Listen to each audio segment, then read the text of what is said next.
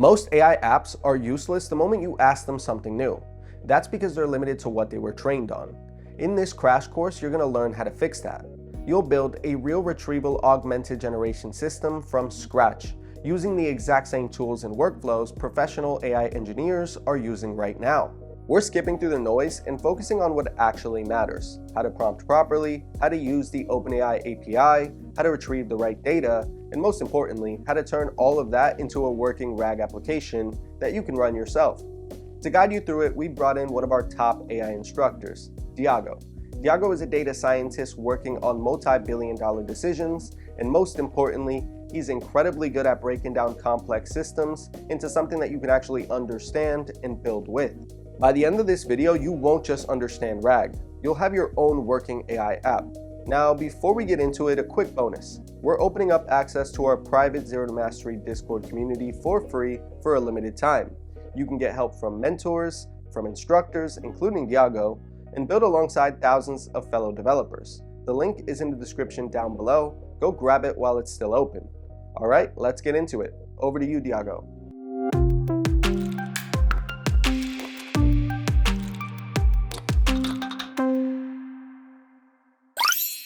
In this RAG Bootcamp, you're going to understand why some AI applications feel like magic, while others feel like a generic bot.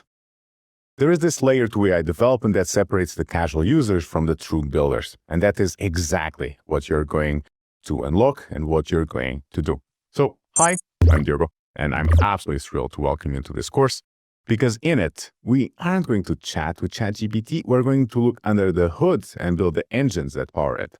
By the end of this journey, you won't just understand the theory of Gen AI, you're going to have a portfolio of functioning, deployed applications that you can show to a future employer or even use to launch your own business. You're going to be able to build systems that don't just generate text, but can actually see images, hear audio, and read your private documents to give accurate answers. So let me give you a taste of what I mean. One of the major projects that we're going to build is a multimodal financial analyst. So imagine an app where you can upload a video of a CEO giving a quarterly report alongside a PDF, a PowerPoint of the company's balance sheet. Your app is going to extract the audio from the video.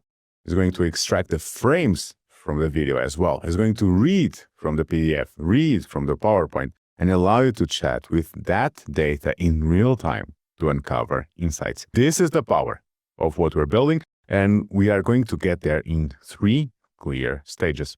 Part A is all about the basics. We need to build a strong foundation, so we're going to start with prompt engineering, Python, OpenAI API. Think of it as learning the grammar of a new language before writing a novel. We'll learn how to speak to the models effectively and set up our coding environment.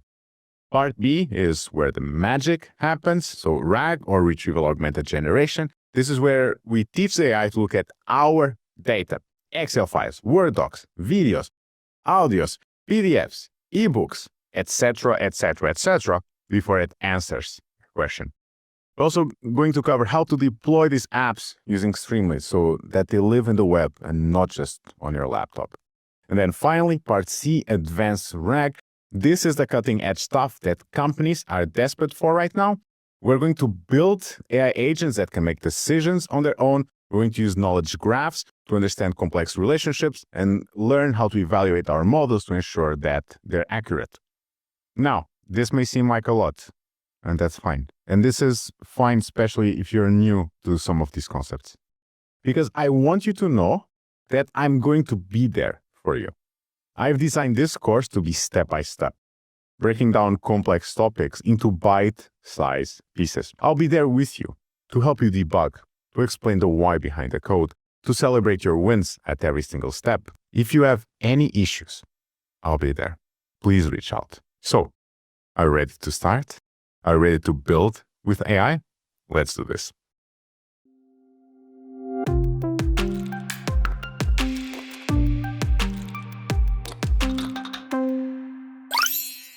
Welcome to this first lecture for Prompt Engineering Basics.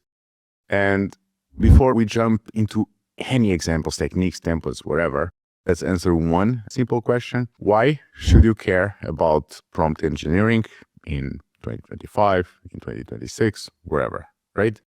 Because, after all, models are smarter, faster, and even more capable than ever. Like, GPT-5 can basically read your mind. So, shouldn't prompt engineering be over? Well, the answer is not even close. There's a few techniques that basically survived everything, right? So there's this maturity of prompt engineering, which is few-shot prompting, role, persona, and goal, and the system messages. These three are not really outdated. They are the fundamentals.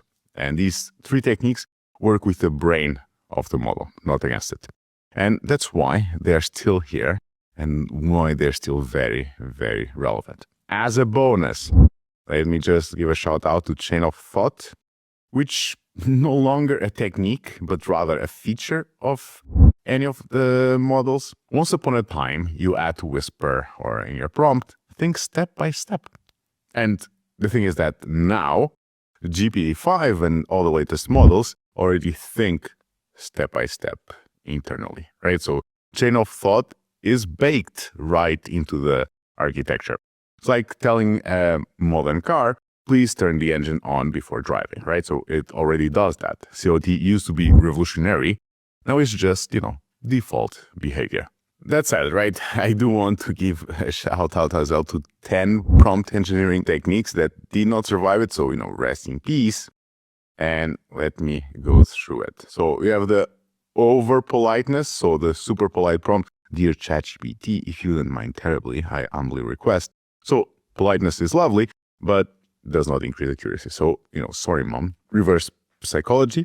That will be the second one. Don't give me the answer. Model gives you the answer. Turns out, LLMs are not teenagers.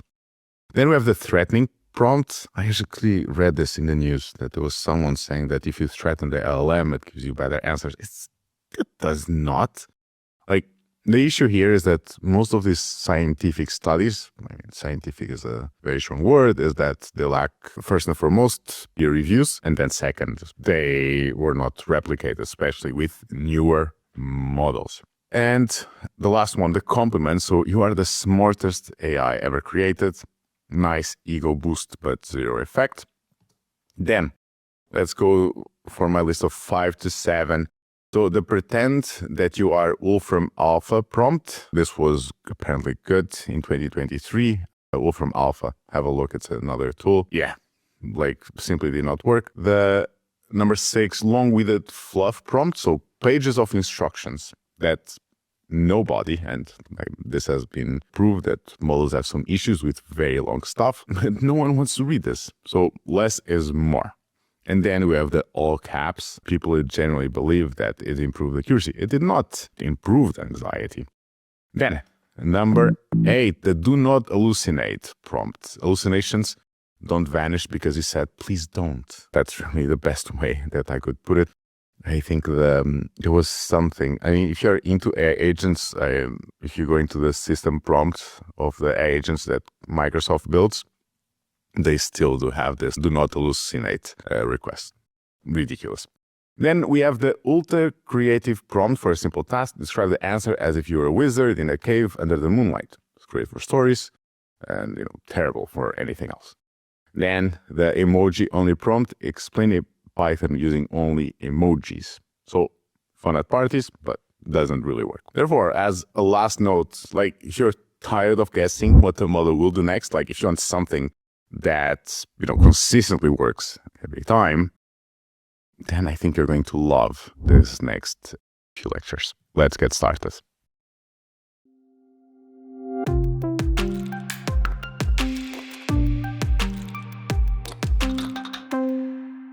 In this video, we're going to set up OpenAI.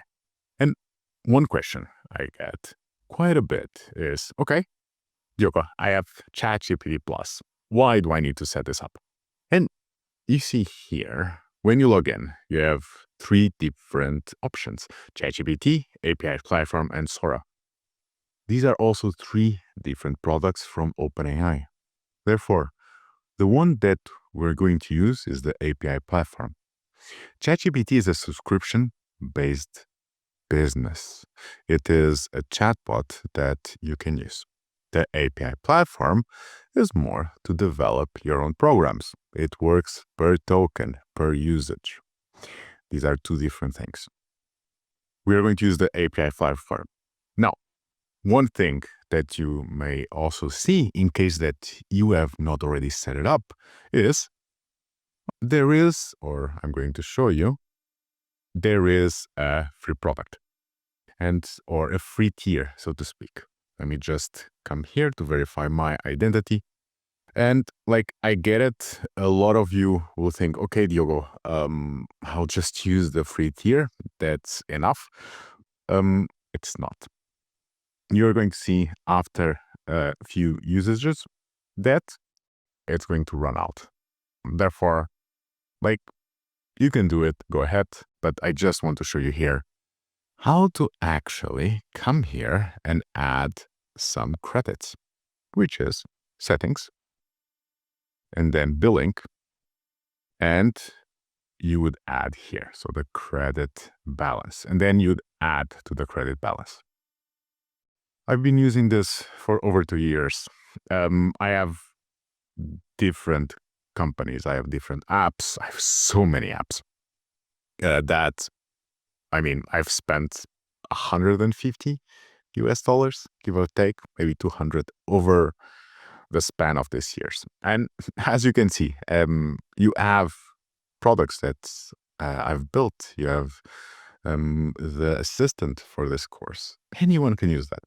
Therefore, I would say for this whole course, you would need $5 US, maybe 10. I don't think more than that. And if you want to be sure, there are models which are very affordable, and therefore you don't necessarily need to always use the latest. That's about it. So as you add the billing, this is enough. We don't need an API key as of now because just for this section, I'm going to focus here on the dashboard, and that is going to be our key thing. All right, cool. Let's continue in the next video.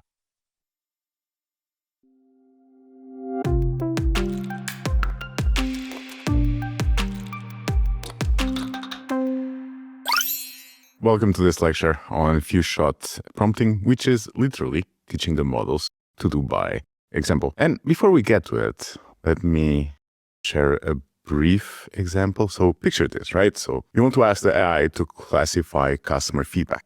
Is it positive? Is it negative? So very simple. But then, model starts to change the labels. Then it adds long explanations that you never really asked for. Sometimes, like here, it even invents brand new categories, right?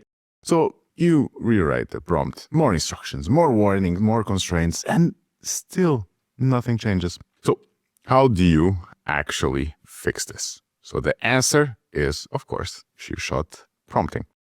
The core idea here is that few-shot means showing the model a small number of examples, usually minimum 2, 5, very good, and asking it to follow up on the same pattern or the same style. Therefore, the core idea is that instead of relying on long instructions, you rely on demonstration. So you show examples like a positive review labeled as positive and negative review labeled as negative. Then you give a new input and let the model continue the pattern. And therefore, the key idea here is that large language models follow patterns more reliably than explanations.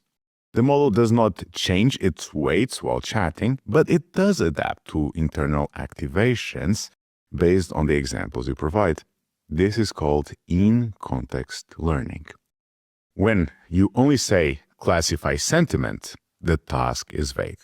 When you show examples, the task becomes precise. And the reason for that, so the why it works, is because models naturally imitate structure. If you show JSON, the output is JSON. If you show short answers, they say short answers. If you show a friendly tone, they are going to copy it as well. Therefore, few-shot prompting immediately reduces output randomness because the model is going to mirror the pattern that you set. When you show explanations written for a child, the model learns the tone, the length, and the simplicity. When you show answers formatted as JSON, the model learns the structure and reproduces it exactly. Few-shot prompting works because it removes ambiguity. That stabilizes the format, aligns the tone, and produces consistent outputs with very little instructions. Therefore, if you're finding yourself thinking, wait, why won't the model just do it like this? Give it 3 examples, and then it will definitely will. To wrap up, one question for you. So, what prompt are you over-explaining right now or in the recent past? Do share it with me.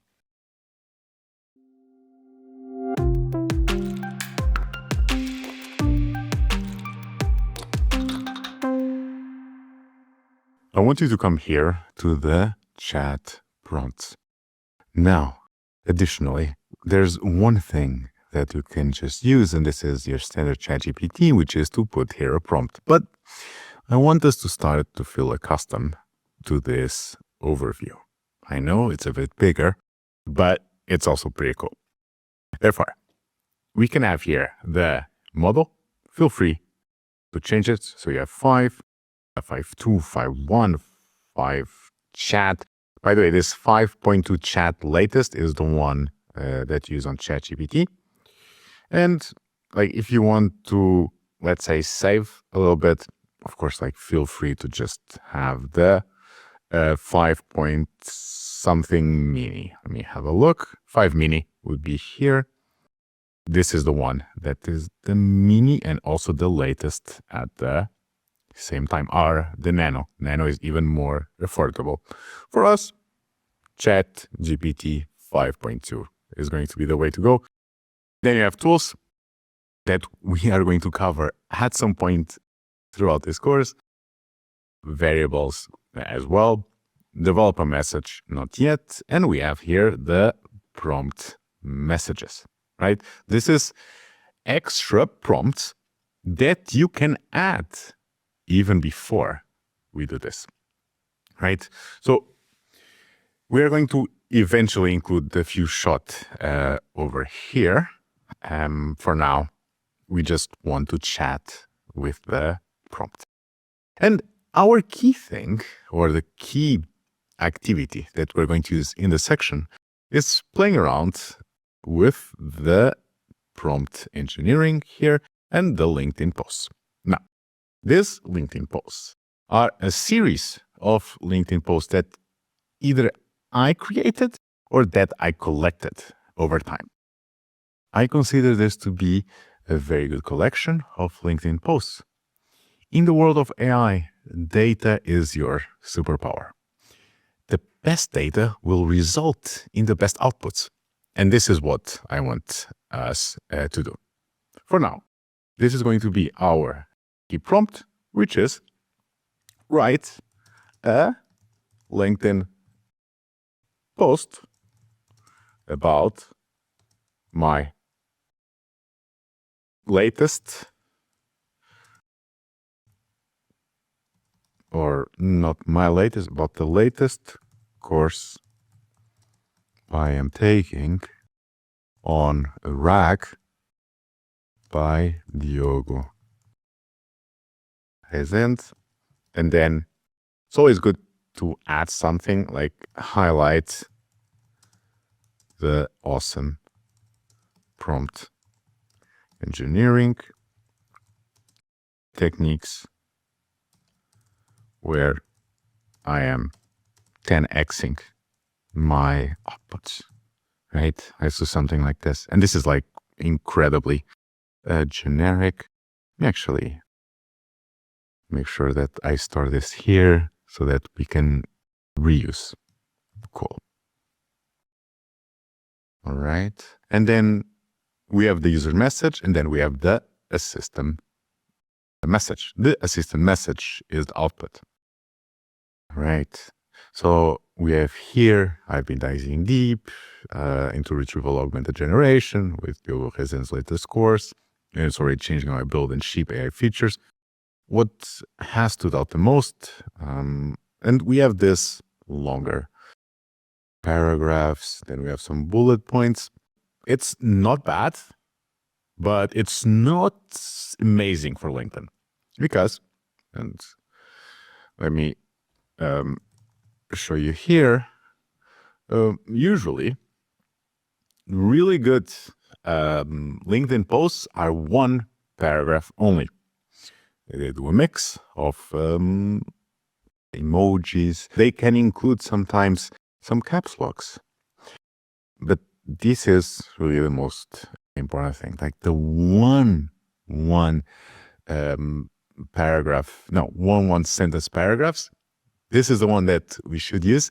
And then we should always kind of like start with a hook, something provocative. Like my PR told me I had to stay quiet, but now I can finally share the news. And then this kind of like, okay, what was that? Let me take another one. And this is super, super simple, right? So hook, isn't it fun to do things that are plain crazy, right? And these are things that are going to work. Now, I merged everything into one. So we have here this merged post. I'm going to do Control A, Control C. And I'm going to come back here, analyze these LinkedIn posts to use as reference for the, let's say, I think the best way would be to use as reference for the structure of future posts. I think I could be a bit more clear. Let's work on that. Okay, then I save this, right? So this is here. I can delete. And here we go. Let's give this a go. Ah, okay. I don't see LinkedIn posts, and that's absolutely true. Let's edit this. And here we go. Start there. I think I can save this. And can delete this part. And then I guess I can start again. Okay. All right. So I thought I knew RAG until I started Diogo Rezen's RAG course. The biggest surprise wasn't a new vector database trick, it was how much prompt engineering changes the quality of retrieval and generation. I am legitimately getting 10x better outputs from the same document just by tightening the prompts. Now, you have this part.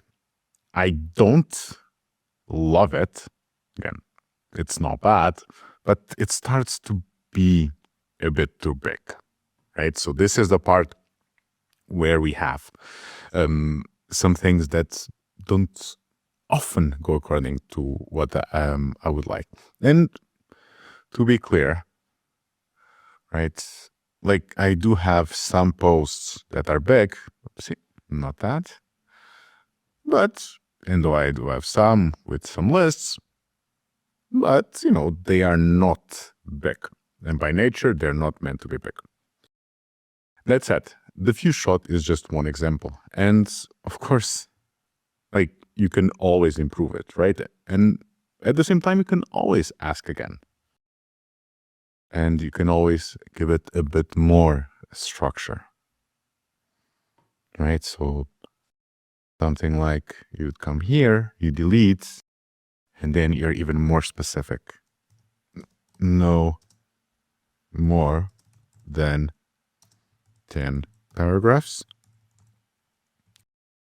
And then you can even further say start with a provocative hook. Provocative hook. And what this is going to happen is, okay, by looking at the 10 paragraphs, we're going to, in a sense, also zoom in for examples that have 10 paragraphs. And same thing with the provocative hook. We're also going to zoom in to our examples that have a provocative hook. And then here RAG is failing you, your prompts are. And then here we go. We start here, like paragraphs start to get a bit bigger because I can like constrained it to the 10 paragraphs, but it doesn't go beyond it. Maybe a little bit here. And this is just some of the options. I'm going to take out this here. I'm going to make sure to add this to our prompts. This is what you are going to find. And we are going to continue to build on this, right? So it's time that we continue to work here, and let's add and improve specifically this prompt.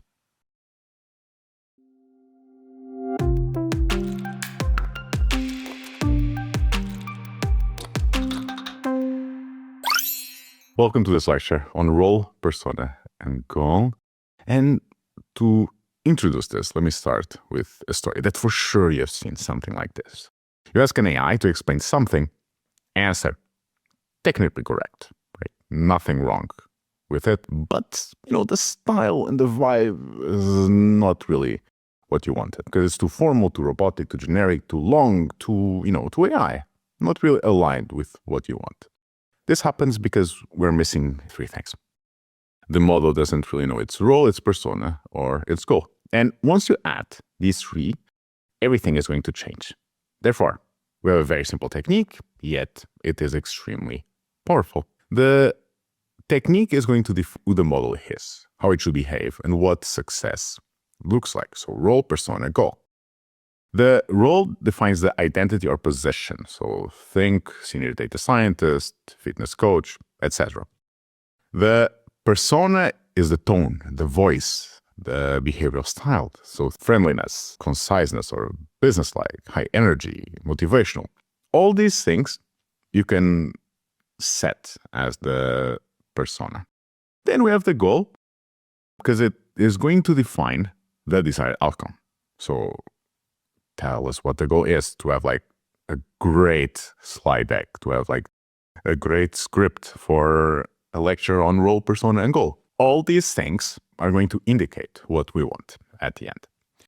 Therefore, at the end, when all of this are combined, the model is going to become far more predictable, consistent, and aligned with what you want. And not just this.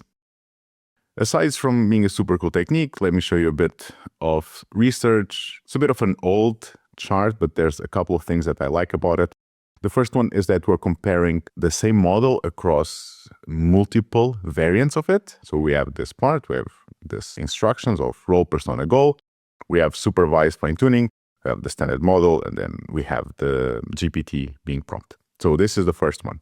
The second thing that I like about it is that we're not doing it in some famous data sets, blah, blah. We are actually having a Likert score. Likert score is the one that's used in service. So in this case, from 1 to 5. And it's people there that are answering. So this experiment, when the model had very clear instructions in the role, persona, and goal, it yielded better results. Now, let me give you a few more examples of how you could use it. Think of it as teaching or mentor. Should have a friendly persona, a learning goal. The model is going to explain concepts like a human teacher. It could also be a professional writing, communications role, business persona. We want to rewrite something as polished. This is something I use all the time because I'm often a bit too blunt and too direct when answering. So when I feel that's even a bit too much, I go to Gemini or ChatGPT or whatever. I'm like, please rewrite this in a more business-like way because, communications matter. And then creative output, if you want to be a storyteller, if you want to have this energetic persona, something engages, it's going to be very important for our LinkedIn experiment. And aside from the examples, aside from the theory that, of course, we're going to put into practice, let me give you a few more guidelines here. There's just a few rules to make this work even better. First and foremost, keep it short. Definitely less is more. So one clear line per example is enough. Avoid conflicting personas. It's obvious, right? But definitely don't mix lawyer with a meme creator. Give the goal last. Remember, LLMs are going to predict the next token or the next word And you kind of like want to anchor the most important information, which is usually your goal, last, because then it becomes the most important thing. Then be precise with the tone. Friendly but concise will always beat just friendly. Use real-world roles, so don't make up stuff. And that's about it. In summary, this technique works because it creates clarity, stability, alignment. It's going to give the model an identity, lock in the tone, set a clear objective. It's going to remove ambiguity, and it's going to increase the consistency. Therefore, if you want the AI to sound right, think right, and behave right, don't just tell it what to do. Tell it who it is, how it should act, and what success looks like. Now, I also want you to really think about it before we go into our next lecture as we define it for our LinkedIn post creator, because it's going to be very, very important to make sure that we really lock in your type of personality as a LinkedIn poster.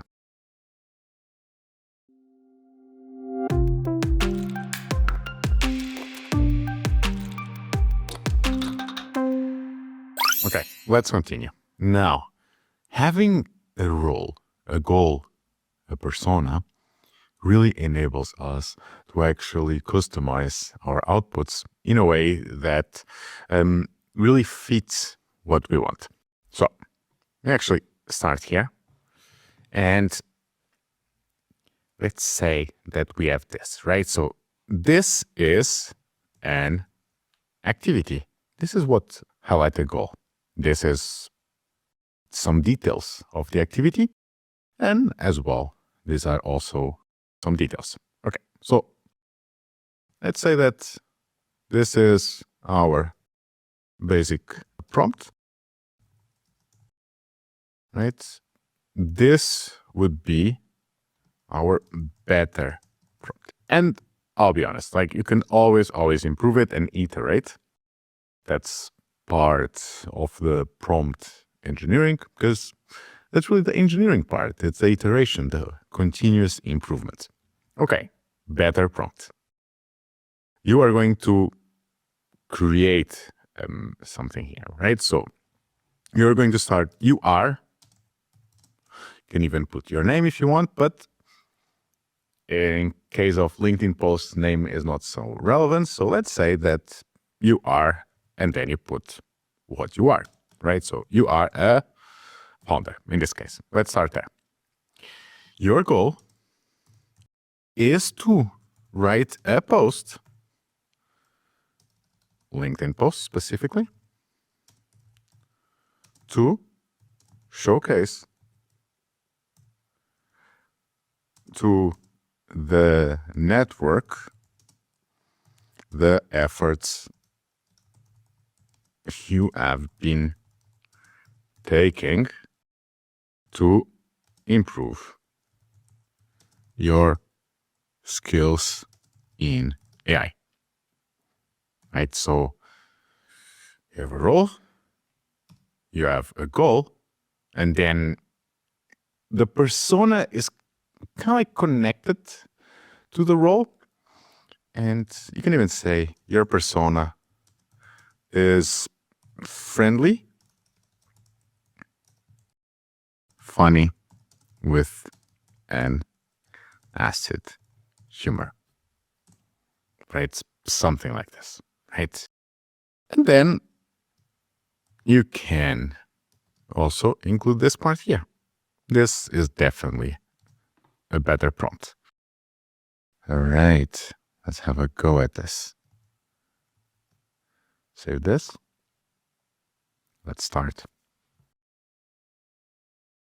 The output that we should have should always be a bit better. Again, I don't love this bullet point thing. We're going to work on that in all a bit. But this is something that you should always improve. So I just found out my AI skills were basically me politely asking a robot to guess. So I did what any self-respecting founder would do. I enrolled, blah, blah. By the way, this is great advertisements for me, but still, the components where you're adding details, where you are sharing what you want, they are always ways to get the LLM to provide outputs, in this sense, tokens, that would better fit your goal. Having something like your task, your goal, and anchoring that to your prompt is going to make sure that the LM kind of like puts some focus. Because unless the LM knows, in a sense, unless you put it in the prompt, how come it will know? It's impossible. Therefore, having the activity, but also having what you are and so on, this is going to always improve. And with this, there's one component that I left here. Let's now connect this developer message to the user message, and what should be in one and what should be in another.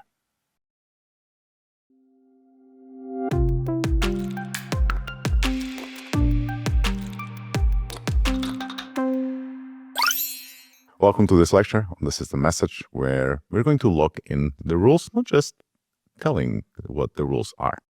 And as before, most likely you have seen this before, you have a simple request, like explain this in plain English.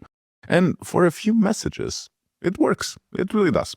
But then slowly but surely it starts to drift. Tone turns formal, answers get longer, format falls apart. So you correct it again and again and again. It starts to feel like talking to someone with short-term memory loss. The root cause is actually fairly straightforward.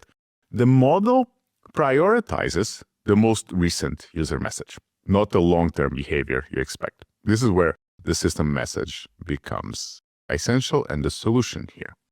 Because it is the rules of the road, this thing for the entire conversation. It's going to sit at the top, and it tells the model who it is, how to behave, and why boundaries matter. Everything else, your prompts and follow-up, run inside the framing. It's the anchor that holds the conversation together. Because without it, the style is indeed going to drift, the tone is going to change, the instructions are going to get forgotten, and answers become inconsistent, or they go towards something that is not coherent, or something that you don't want, and you indicate at the start, but doesn't matter anymore. Therefore, what happens is that the system message stabilizes about everything. Tone stays consistent, rules remain in place, outputs follow your format, and future messages get interpreted through the same initial lens.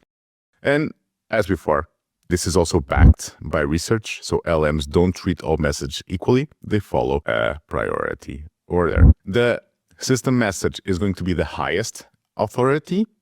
This is something that, as we're going to see, in some models you can indicate. OpenAI, which is what we're using most often, opted to split this into the system and the developer. We don't have access to the system message. We don't even know what the system message is, but we now set the developer message, which is roughly very similar. Then, of course, we have the user message, which is your standard prompts. The system message is the answer from the LM. And this is very important, right? So if we, as a system or as a developer message, we require JSON, and the user asks for a poem, the model is still going to output as a JSON. Maybe it's going to write a poem, but as a JSON.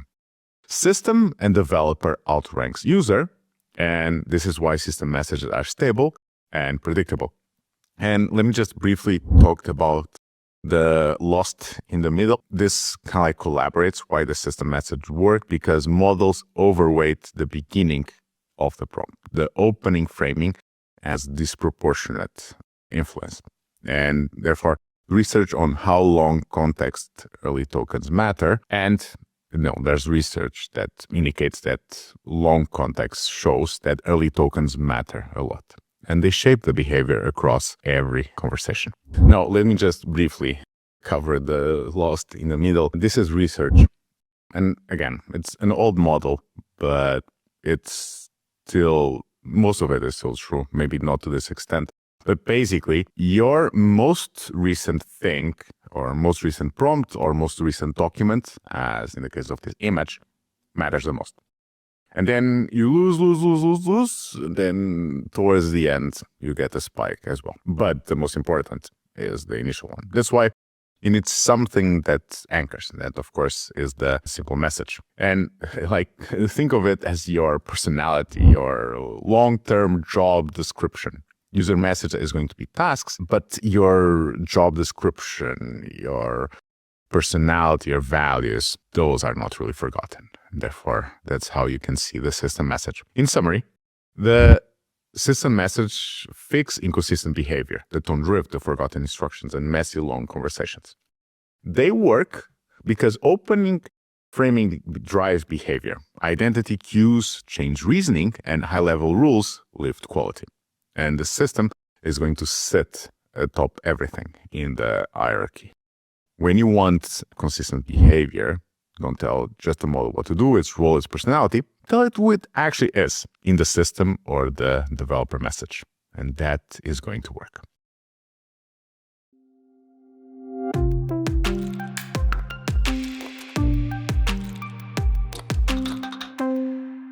Okay, now let's do this part about the system message / developer message. Here in OpenAI, they have split the system message from the developer message. The system message is something now that is set by OpenAI, and it has not been shared with us. It's probably aimed at something like safety, safe harbor, kind of like those things. And the developer message is something that's set by us. The OpenAI system message is above our developer message, which is above the user message. Therefore, the message that we are going to set here is something that is going to be spread across everything. And this is why it is important, right? If we come here and we think from the perspective of the developer / and I keep on using / system message. That is because there are some LLMs that keep the usage of system message, right? So let's say we take this. And we have some indications here of what it should be.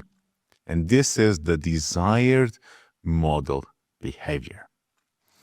And in this case, let's say that we want an app that is just for building LinkedIn posts.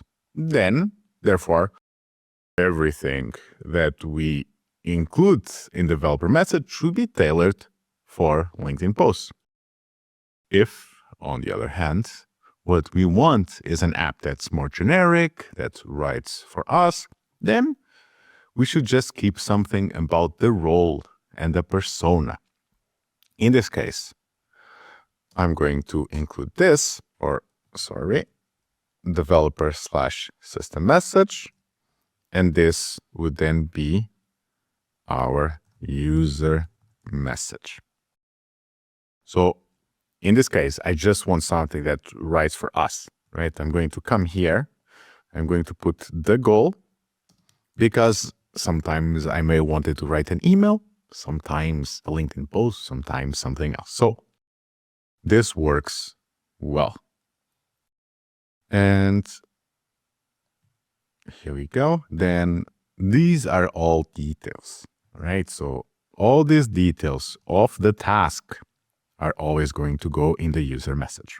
And that's about it, right? So you can also have some things here, right? So there's one thing that you can think of, which is like, for instance, start with the provocative hook. Like as a writer, it's not a bad thing to include in the system message, but it's also part of the details. Here we go. And start with a provocative hook. Paragraphs are one sentence only and short. Cool. Again, just to highlight once more, right?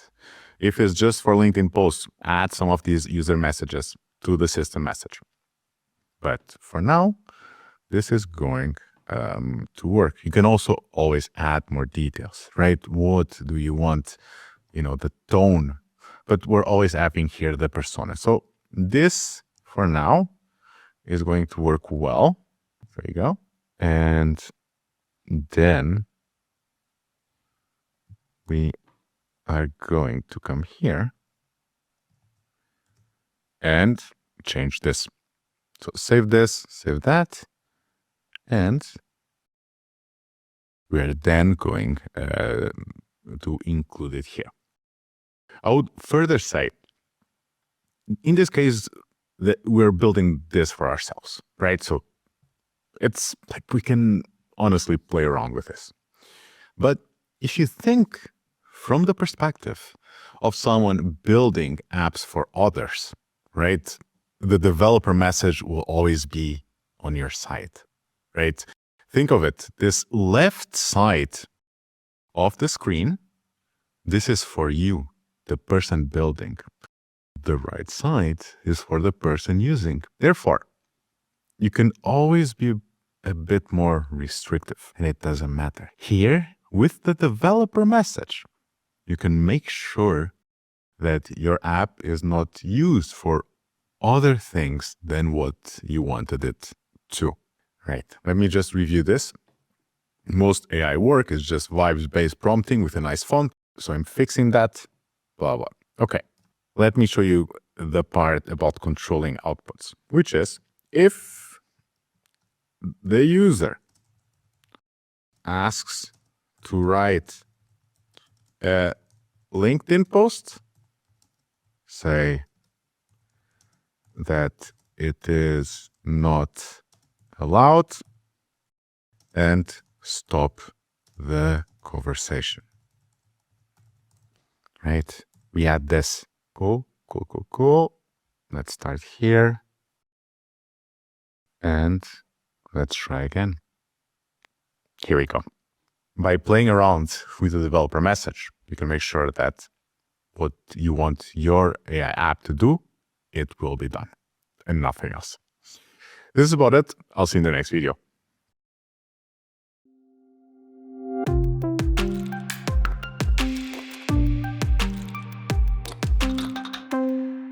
We're using the API platform up until now, and just for this video. And oftentimes I'm going to use ChatGPT, but it's just sometimes easier to show it here. And what I want to highlight is that I'm going to show you like this bunch of techniques, either for RAG or for prompt engineering, and the goal is to always get better outputs. But in my day-to-day, there's one thing that I always use, and it makes my life so much easier. Maybe you know this technique already, and it's like the easiest of them all. And it's for those that are a bit too concise when sharing details, that are not, people that are very expansive, very descriptive. People like me, who are a bit too short, too concise, without adding details. So the way that I do it is that what I would start here is I would take something like this, right? So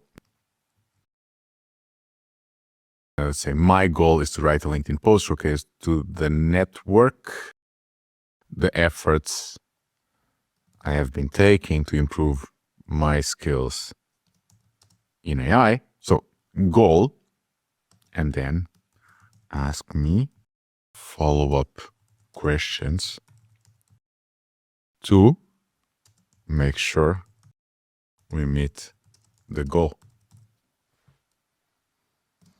And this simple prompt is going to make sure that we add more details, time frame, right? All of these details will then be fed into the final answer. What concrete actions show the effort? Outcome so far. All this intent. Like, who is this post for, right? Because I just put, okay, show to the network. Who the hell is the network, right? This lack of details really hurts. Being specific is very, very important. And call to action. Like, all of these things are important. And this very simple prompt, ask me follow-up questions, make sure that we meet the goal, is probably my favorite prompt. It's a very simple trick that, in case you are not using it, You can. And there's one add-on to this, which is ask me follow-up questions. Make sure you meet the goal. Ask one question at a time. Wait for my answer.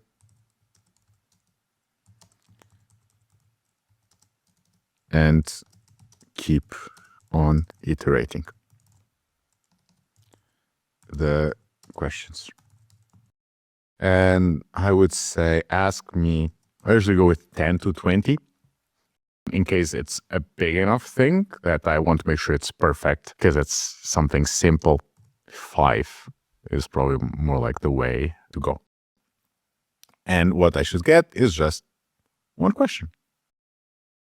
What specific skills or areas have you been actively improving lately? That's about it. It's really, really powerful because you go, for those that are not descriptive, they're not detailed, it really helps you to frame things in a way that the LLM can then take action on. I hope you like this. If this is too stupid, let me know. In case that you think it's cool, let me know as well. I would love to know.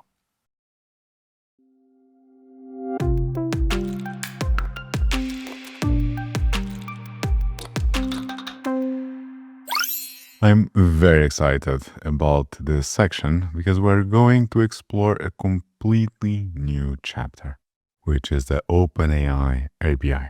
It's a very, very powerful tool. It's very extensive, but it's very, very good. And you can even say, why is this important and why do we need to deal with APIs? So let me paint a picture for you. So it's basically much more customizable. So whichever is the most relevant AI models, and so far OpenAI has the most relevant AI models, GPT, 4, 4.0, 01, etc., etc. And this isn't just about running code, it's really about unlocking everything in order to build very, very cool programs and apps. And up until now, we have built some incredible systems together. We've explored the retrieval models, the early GPT models, and even a beginner RAG system. But as we now integrate the OpenAI API, we're adding rocket fuel.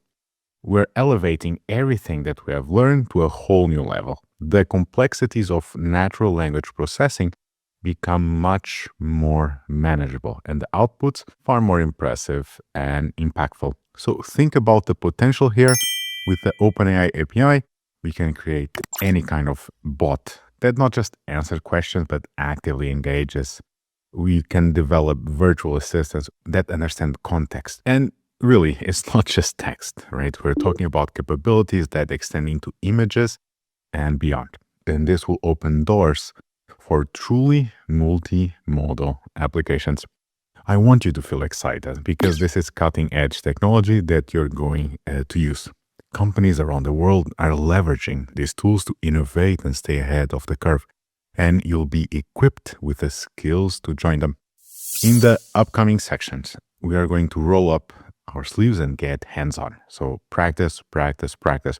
We're going to start by setting up everything, ensuring that you have a smooth experience as we dive deeper.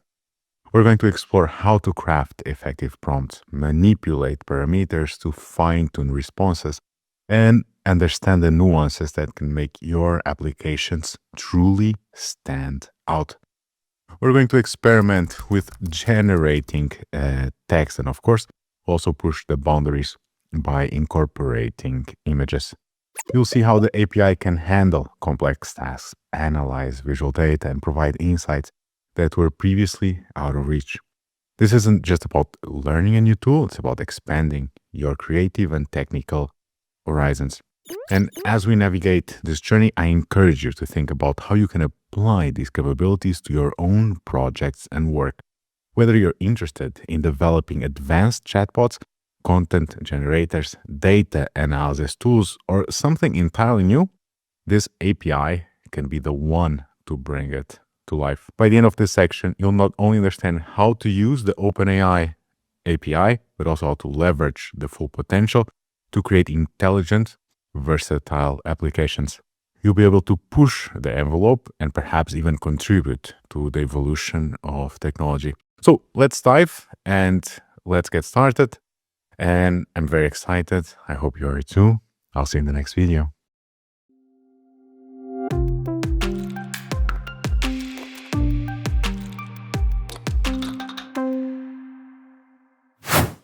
In this video, we are going to focus on the OpenAI API. We're going to have a bigger focus on text. And what we are going to cover here as well, and this is actually very important, it doesn't matter if you want to use GPT-4, 5, 3, whatever. The focus is on the API and its endpoint. Specifically, we are going to focus on the responses endpoint, which is currently the one that you should be using. Before, and in a previous version also of this course, we used to use the chat.completions. And of course, it's still there and you can still use it, but it's no longer the one that's in development. So it's actually the key reason why I think everything or a lot of things about this course are currently being remade so that we use the responses endpoint. Because it's very important that we are always state of the art. Let's start with the authentication. We do need to get API key. It's very important. So we go to the platform, we're going to get a key. And for us that we're going to use Google Colab initially, and at some point also Cursor, we need to have the key. And usually you should have one key for each of the environments that you should use. So that is going to be easy as well. We just build and create keys. The next step is to install the OpenAI Python package. It's already available in Colab by default, so nothing to worry about it there. You do need to consider the versions if you're not using Colab. Colab usually has a good version, so we should be able to do about everything. But if you're relying on Cursor, for instance, they usually install an older version, so we need to have a bigger focus there. And the way that we install it is using pip install OpenAI. Very straightforward. This is going to install the last stable version. Then we need to set up the environment. This is also really straightforward. Of course, we include the key in our environment so that we can directly use it in our code for testing. And it's through this, right? So it's client OpenAI API key equals the key. If you set it in the OS like we will, we don't really need to have this parameter. It's going to set it by default. Then we can generate text immediately after that. So here are the steps that we kind of like need to do. Here you go. I know it's a lot, but bear with me. We are going to have here response, client.responses. So this is the endpoint and this is what we do. We create. We are going to have then here the model. We can set to GPT-5, GPT-4, whatever. Then one of the key parameters is the reasoning. You can set it effort to low, medium, high, and minimal. I think there's 4 levels. And then we have the input, right? And here we can include some messages. And you can see here, this is even several things. We have the role developer, which works like a system message in the API. And then we have the role user. So this will be our semicolons optional in English. So this would be the message or the query that we would send. And then we would print response.output text. Now, it's quite important that we always focus on the system/developer prompt. In practical terms, for us, system equals developer prompt, even though I use here both. In theoretical terms, the system prompt belongs to OpenAI, the developer prompt belongs to us. But for us, nothing really changes. So let's say we can have here role developer, you are a helpful assistant. This is usually very straightforward. This is going to say, hey, just be helpful and, help the user with their queries. You can also be a bit more specific always. So you are an expert in software engineering, provide concise technical answers. This is going to allow to modify the output in a way that we best want it. Now, to conclude, and before we actually get to practice, we explore the OpenAI API for text. And some of the key things that I want to highlight is that we have the responses endpoint, which is very versatile. And we're going to be using a lot of things that we can do with it. Aside from text, also images, also the different endpoints. So after responses, we can use create, but we can also use others. This developer prompt is very important for us to make sure that we have, let's say, a clear North Star for our AI. And configuring it is what is going to allow to distinguish, right? So, because oftentimes if you talk with Gemini, ChatGPT, it's a bit, I'm going to say soulless, so it doesn't really have a soul and doesn't really sometimes do what I want. And if we configure the developer/system prompt, it's going to do it like that. So I'm a big fan of using that. All right, let's do this.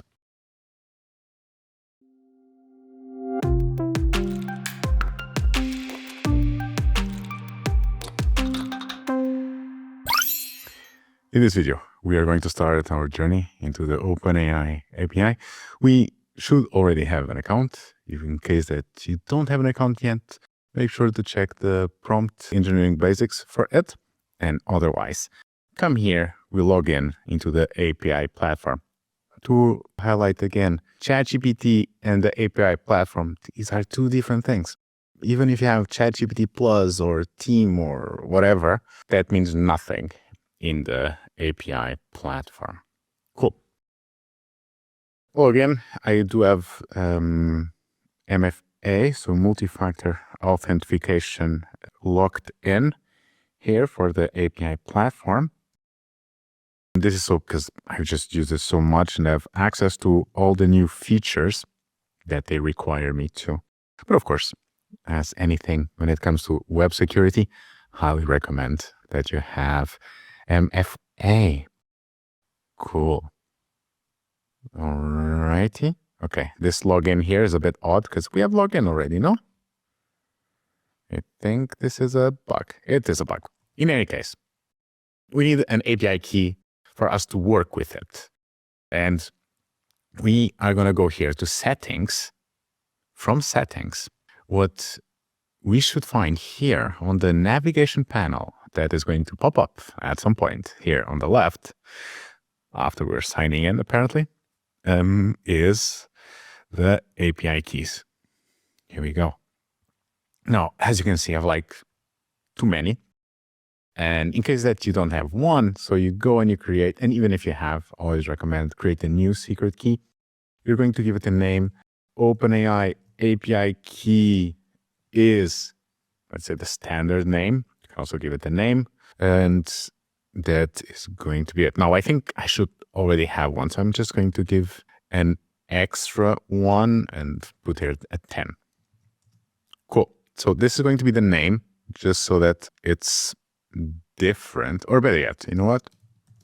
Let's call it RAG, so that we attach it to. I have more than one project, but most likely you just have one. So click on default project, and then you create the new secret key. You copy it, come here to done, and here we go.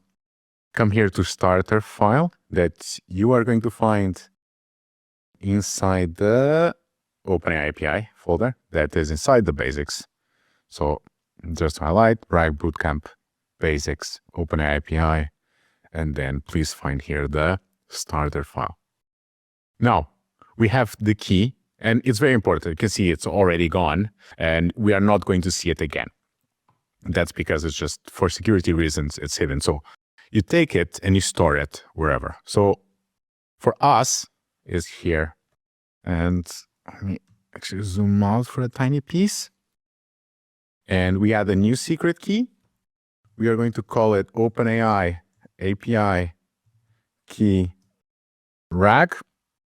And here we store it. Right? Here we go. So let's hide it. Now you want to activate it. How do you activate it? You click here. Right? Easy. Cool.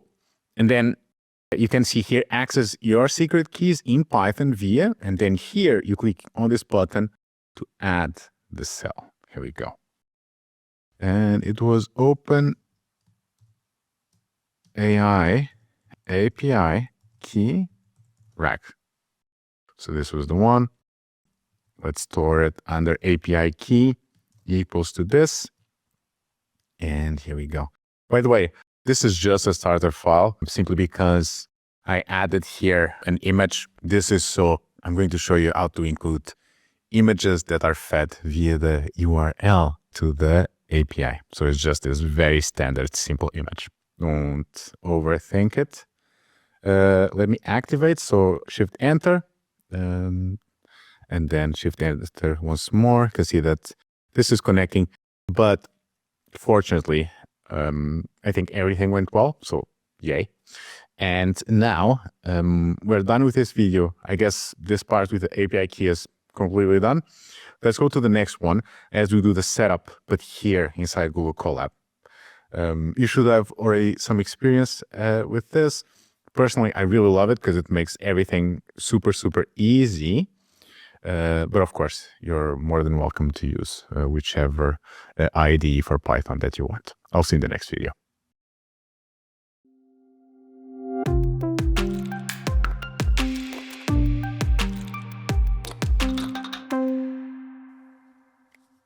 Okay, let's continue. So let's say that the API key is now set up. Then next step is to complete the setup within our Colab. So libraries, directory, and so on. We're going to start with the directory. So we need to go to Files. And then we're going to click here on this folder-like icon, which is going to mount the Google Drive. So we're going to oftentimes ask us to connect. This is what we're going to do. Also, if at any point there's like a cell code that is there to mount the drive, don't get surprised. It also happens. And okay, so it's mounting a drive. And then when you see here a drive, then it means that it is done. Then you do drive, my drive. And then if you put yours in the main part, so I have my drive, and this is one of my main folders currently. This is where you're going to see it. So RAG Bootcamp, and then basics, and then we go to the OpenAI API. Copy the path, %cd for change directory, and then Shift Enter. And then step 1 is now complete. We also need to import required libraries. What would be here, for instance? So the OpenAI API is one of them. So from OpenAI, import OpenAI. Be very careful with the uppercase, O and AI. And then to make everything look cuter, from IPython.display, we import display and markdown. This is going to make sure that the outputs of the API look way, way cuter. We import OS as well. And we import OS because we are going to set the API key in the operating system, so the OS. And this is how it works. So OS environment, OpenAI API key is the API key. So make sure that the name is correct. Make sure that the names here are matching. And then the API key is now in the operating system. And then the next step is that you have client, and then you open the connection with the API. And this is done via this OpenAI parentheses. Okay, this is done. Now, last but not least, set the, and here I'm going to include the model. Okay, let's explore. Did I get logged out? API. Let me just go to any link. I don't need to go through the, do I need to log in again? Okay, so we go to docs, and then let's have a look at, can I look at latest, which is GPT 5.2 currently. We'll look at the models, and then we can pick. So we have our frontier models here. Like the amount of tokens that we're going to spend is basically nothing. So you can pick either or. So let me show you here. So let's say we take GPT 5.2 and we are going to find it here. So this is the name for the latest version, or you can also just include 5.2 if you just want the latest version. This is going to default to this version, even when there is a new version. So it's going to be this 11 of December 2025. That's one option. Alrighty.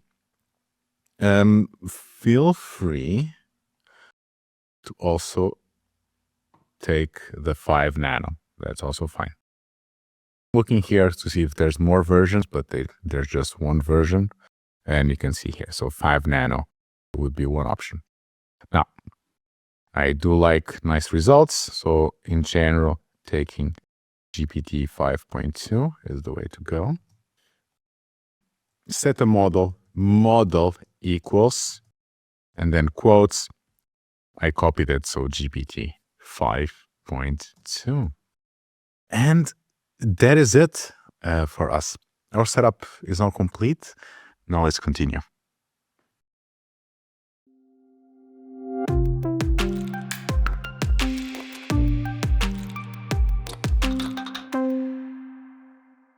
Okay, so setup is done. And in this video, I want us to generate text with the API. Now, the way that we do it, we are going to call the responses endpoint. That's our goal. I also want us to go through the documentation as much as possible so that we can really explore responses API and text inputs and outputs. Let me have a look. I actually want the API reference. Here we go. It's actually what I wanted. So we have the text input, and in its easiest or simplest formats, I think that's the best way to put it, we need a model and we need an input. That's how it works. It's let's say, a level of complexity above ChatGPT. ChatGPT, you just need an input here. You should define the model and then as well the input. And that's how we're going to start here as well. And we are going to have here that our response is client. By the way, it's exactly this. Client.responses.create and then all the parameters. Client.responses.create parentheses. Model is model and input is going to be the input. And let me actually separate and put here input. Over here, we are going to define more inputs. So input, and because we're building on our LinkedIn post creator, and you are going to find here the prompts that we have been building up to now. So this is our user message that we have been using. So 3 quotes. Here we go. 3 quotes. Here we go. Input is input. And this is not going to work. No. That I've run the part above. Now it's going to work. I'm doing this step by step so that you see all the processes. And then I want to explore the output. This is going to be very important for us to understand how to get to see the output. So you can see here, took 8 seconds. Now, we have here our response. This is our output. Here we go. You can see it's quite a bit. Now, the easiest thing to do is display, parentheses, markdown, because this is going to make, or better yet, I'm getting ahead of myself. The easiest thing is output underscore text. This is the easiest one. You can see here. It's here. It still doesn't look amazing in terms of an output, but this is where we now customize. So display, markdown, and here we go. All right. So RAG isn't the future of AI apps. It's the baseline. And if you're not building with it, you are already behind. Here we go. Boom. Very nice. Exactly how I wanted it to be. So I think we're doing fantastic. Now let's continue. Not in the sense of the API calls, but let's explore more the output. Because what we're doing is So far, pretty straightforward. But of course, as we develop more and more of the API, we may not just want the output. We may want other things. So here we go. So we have response. And what we need to have in mind is that we have several things. We have an ID, which is relevant if we want to build on it. Created error, incomplete details, instructions, the model, the object, the output. This is where it stops. So we do dot output. Here we go. And then this still has an ID and it has content. This is really where we go. Content. And you can see here that it says, or that I have an error. That's because I made a mistake, because everything here is inside square brackets, right? So this is a list. So we go and we get the first one. And now we have here our response output. The only thing we did was removing the square brackets. And if you do one, you get an error. This is the simplest way of using the API. This is why you just have one output, which is the first one. Then we continue and we have ID, and then we have here the content. This is the next step. Content. We are always tracking content, right? See here again inside square brackets. So we continue. 0. You do 1, out of range. Here we go. Then we go here and we look at the text. And this was exactly what we did above. So this is a shortcut for this, but it's very important that you understand that you go through this output, through this content, in case that you are exploring more. I think when we look at RAG, this will make a bit more sense because currently it's just 0 and 0, so it doesn't add any value. Shortcut is the way to go. Here we go. Let me change here the comment to display the output. Here we go.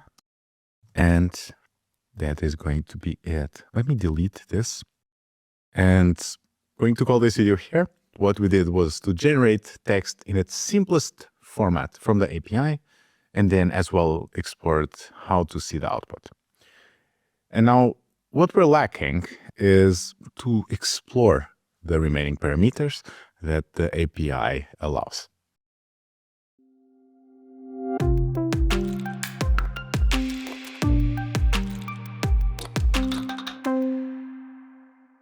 Alrighty, let's continue and let's do some parameters. And here we go. So I'm going to include here a few things. There's 2 ways to go about this. So I really like this approach here on the right, where we kind of like have all these things that we could try to copy. So for instance, if we have an image input, that's how it works. And if we have a file input, that's how it works. Must be a file URL, web search, file search, streaming, and functions and reasoning. Now, for us, we're going to explore reasoning, and that's actually it from this list. Let's actually come here. Like, realistically, you can just come here and do something like this. Copy. And come here, comma. That's about it. I mean, I'm definitely not overselling this, but you know, there's a few more things. So you can have here the many types of inputs, which I guess is what this part here on the right wants to explore. You have here instructions, which is pretty cool, which is our, and it even says here system or developer message, right? So this is how we come here. Instructions equals. Now let's come here. And actually add here instructions equals triple quotes. We go to our prompts. By the way, feel free to add to this. Can definitely do a bit better. You can also add here. Do we have a goal here? Your goal is to write. Well, now that I'm reading this, I think we can iterate on this. So your task is, your goal is to engage with the LinkedIn audience, right? I guess it's a bit of a better goal. But we iterate and we iterate, we always improve. That's really always the goal. Instructions, right? And like the effort, it's set here to high. Therefore, we have a low and a medium. And wait. Reasoning. So reasoning, show properties, none, minimal, low, medium, high. Ooh, we have X high. Then we use X high. Like, this is supposed to be relevant, supposed to be important. The way that we engage with your audience is relevant. Wherever you are, if you're in a professional setting, LinkedIn is relevant because that's how you connect professionally. So we go with X high. I don't know if this works. I mean, I know I'm not supposed to say this the first time I see it, but you know, it also goes to show that the API overall is always improving, which is super good. It's one of the many things that I love about creating online courses is that I need to be up to date. And this makes me be up to date with everything. All right, so we have X high. By the way, I guess I love saying X high. Let me just show you one more, which is, let me look at my, yes. It is, by the way, we've heard quite a bit about temperature. Doesn't really work with GPT 5.2. We have text here. Text here is first and foremost how you want the output to be, which for us is text. So default format is text, as you can see here. But it's very important for structured outputs. I think it's been one of the things, or let me actually take a step back. A lot of times people are just doing this massive prompts because they want the output in a simple way. There's a simple solution, structured outputs. I think we'll cover this at some point. And inside text, and this is where I want to get at, you have verbosity. So you can say low, medium, or high, which can be relevant for our post. Come here, text equals curly brackets, and then verbosity is high. All right, or whatever. Let's actually compare. Hot take, if your AI can cite your own document, it's not intelligent, it's just confident fan fiction. Cute. It's a nice hook. And like you see here, the engaging, I think we're really improving. We're going to try again, but basically it also ends with a question. What I don't love is this I. But, you know, it's a matter of taste. And perhaps I forgot to, yes, I did forget the comma. There you go. Let's try verbosity high. Let's just compare high and low so that we see the key differences.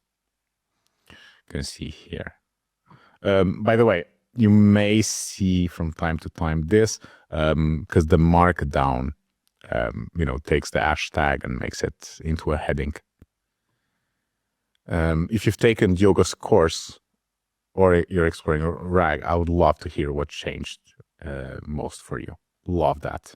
By the way, tell me. Everyone's using AI, but most of them are basically just vibe coding to ChatGPT and calling it strategy. That's a hot take. All right, pretty cool. I don't love the super big post, so I'm going to set this to medium. And that's it. No, I just truly want to show you because oftentimes we may have different types of inputs, not just text. I think image is pretty important, especially when posting on LinkedIn, because having an image there is relevant because images attract a higher reach because people stop more when there's an image, not just text.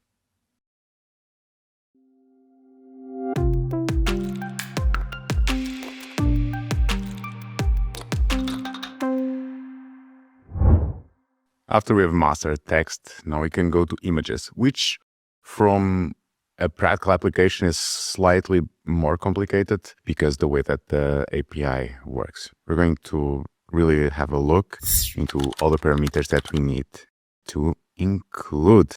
And yeah, as it says here, focus on the format requirements as well. But first we need to break down the content structure. What does it mean? It means that the image is going to be inside the content key. Let's have a look. Right? I know this looks big, but we are going to, let's say, break this down. What we need to know is that inside the input, we always have a role, right? And the role, if it belongs to the user's query, it's called user. So it becomes here. And then to the user, we need to attribute content, right? What kind of content is it?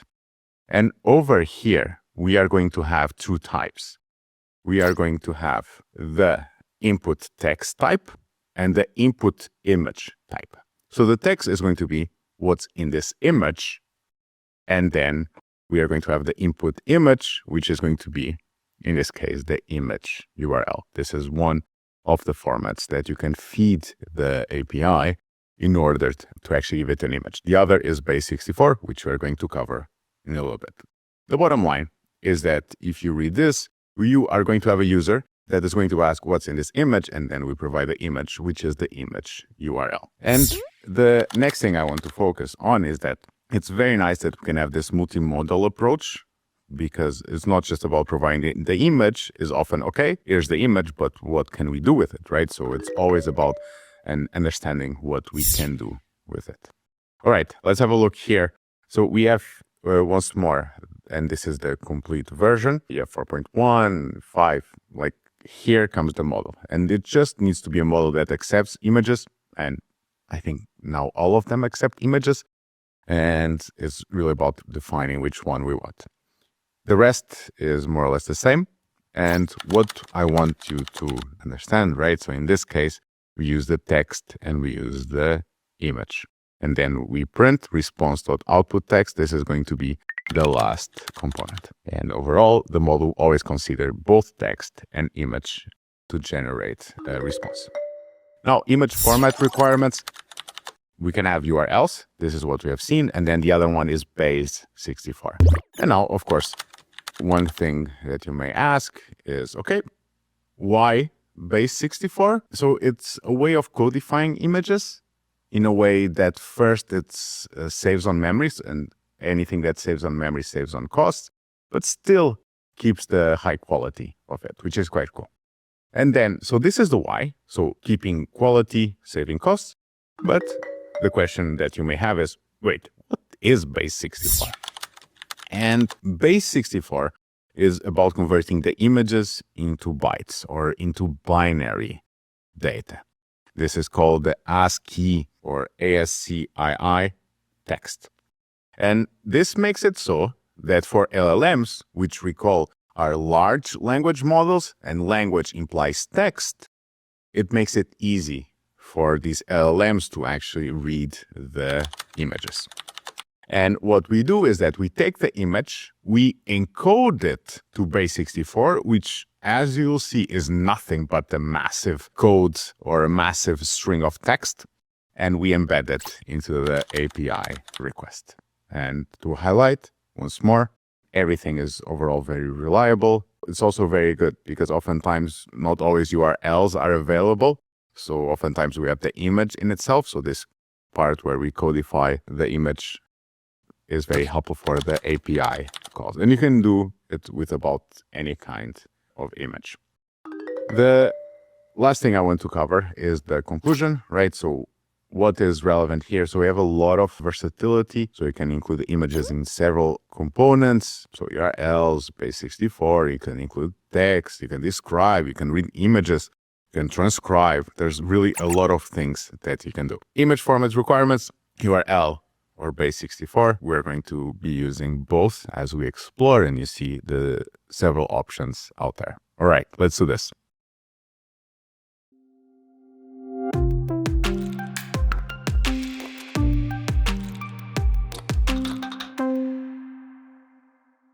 All right, let's continue. And now we have the API with image inputs. There's two ways that you can provide image as an input. The first one is showcased here in the API documentation, which is via an image URL. This is the one that I'm going to show to you as well. It's the simplest. I couldn't not really find any good image. So sorry about that. So we're going to use this image that I guess everyone uses from we import the library and display the image. This is what we're doing. From, and now we come here, IPython.display, we import the image. So this is the first step. And then just for you to see, URL equals URL. The URL is here above. So pretty straightforward. It's just a cute image. That's about it. And yeah, it's just scenery. But the relevant thing is, okay, how to actually include this. Describe the image with GPT,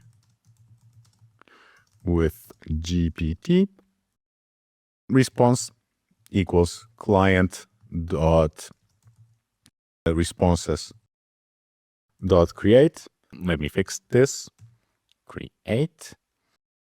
Model is the model, and now we have here the input, right? And it's here that it can be a bit complicated, but basically, if you think of the way that you interact, it's always better. So let me copy this image, go to ChatGPT, right? If you come here, you are going to include an image and you're going to have a text. Therefore, you have two inputs, a text input and an image input. And this is also needs to be reflected in the way that you call. So it's a list and then it's a dictionary. Boom. This is how it works. Now, what we need to start indicate, okay, who is providing this input? And therefore, we come here. Role is the user. The user is providing the input. We continue. Okay, what is the user providing? He's providing specific content, right? So these are, or it's another way of indicating input. Then we continue. It's now a list. Why? Because we have two types of input.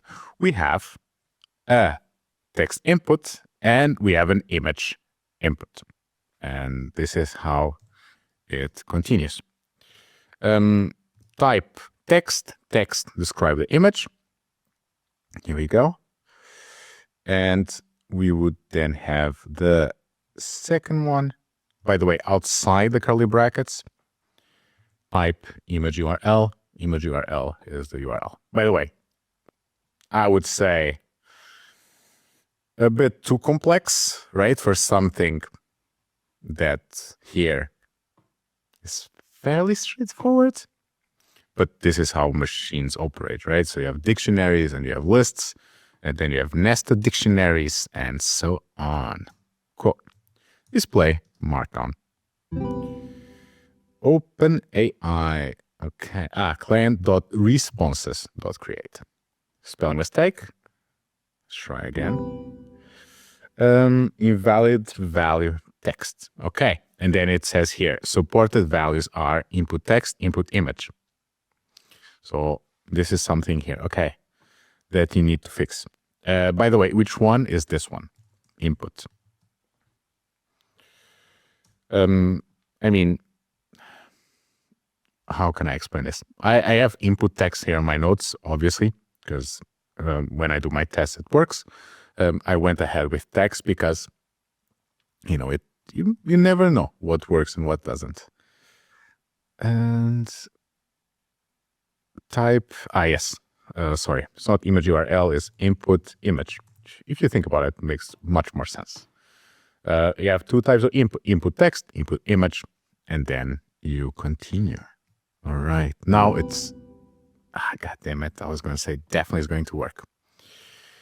Let's have a look. So error while downloading, type invalid request error, param URL, code invalid value. Okay. So there's apparently something off with our URL. Let me try again.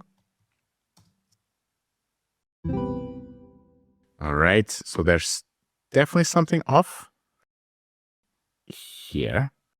But the weird thing is that now I don't know what, which is always good because this means that we are going to level up. So we have type input text. The text is to describe the image. Then the type image URL, the image URL provides a URL.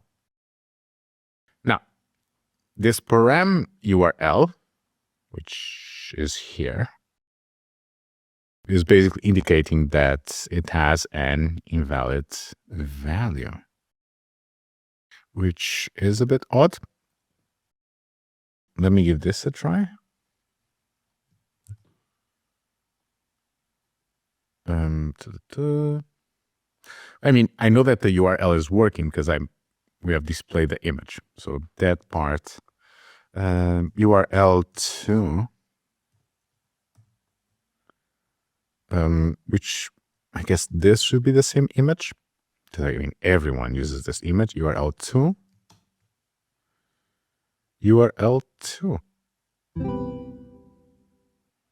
All right. Okay, this is interesting. Okay, let's continue. So I'm going to copy this code and we are going to understand what is different. Type input text. Image URL is image URL. Okay, let me put here 5.2. Aha. Well, now this is interesting. Wait, let me put 4.1 back. Because now we're basically using the same code as in the documentation, but it's not working, which I guess is even more interesting.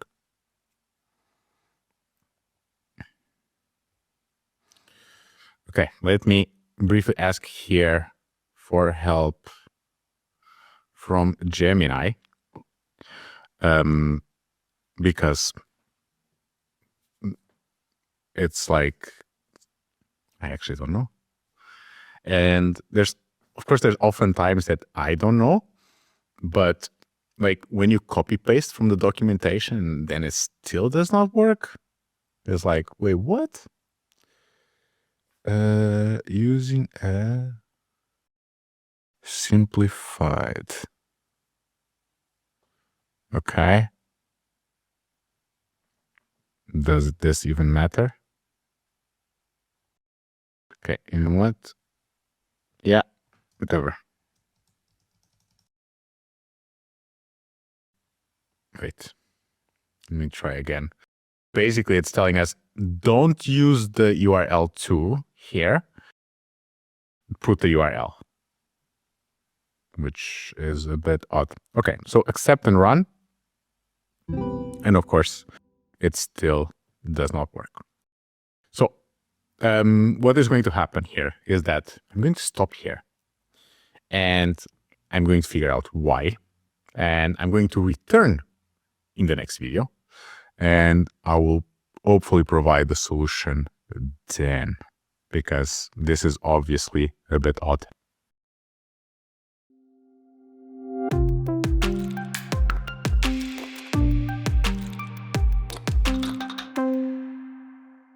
All right, so I'm recording this like 2-3 minutes after the previous one. I just tried a bunch of things and then I'm already hinting. And then I was like, what if the issue is the URL? That for whatever reason, and don't get me wrong, this URL is supposed to work. It's in the documentation, but it doesn't. So I think it's a bit beyond my capabilities, so sorry about that. it's like, what if we just work around it and try a new URL, which was what I did. So I got puppies, yay for dogs. And this one works. So we did this. The image shows a small black puppy sitting on a weathered wooden floor. It also goes to show, so it's actually one thing that I've learned is that when we're trying to process something via the OpenAI API, it's often good to have attempts in a way that you don't just try once, because you may have an error, so you try a second time. And then most importantly, you have a second option. Like I have a friend of mine who was in the military and used to tell me like 2 is 1 and 1 is 0, which is a bit the example here. Always have a second option, because sometimes the first one, it may not work. So it's good to have redundancies. All right, let's go then to the most important one, which is, this is like the URL, it works, is fine, but it's not the one that you're going to use. You're going to have images as base 64. What does this mean? We are codifying images as text before including them in the API call. This saves on space, and it's the standard way to work with the API. Import base 64. We're going to define the configs, right? So we're going to have file name, which is here. And now we're going to build on our LinkedIn post writer.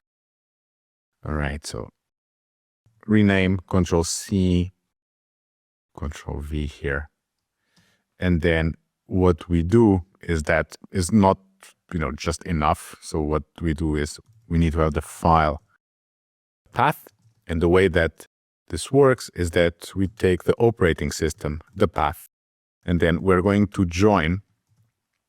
We're going to get here OS, get the working directory, get CWD,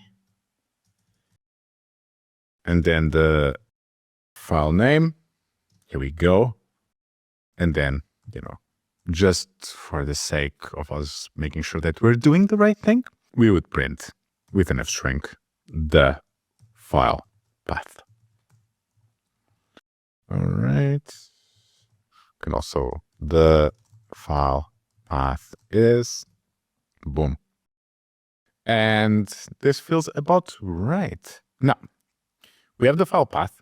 And then what we do is that we read the file and convert to base 64.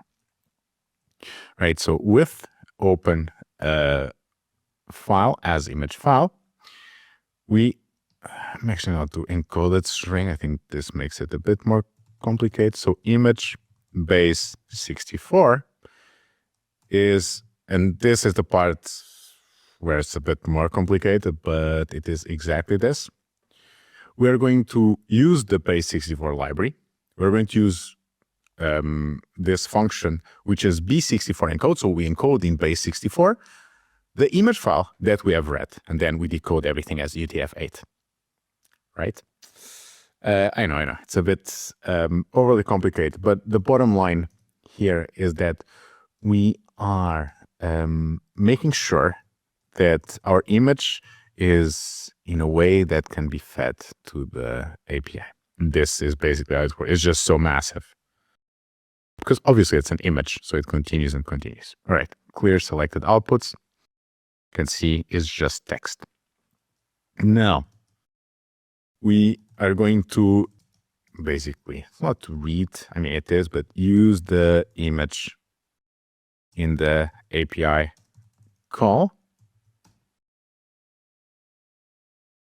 Client.images, no client dot responses dot create.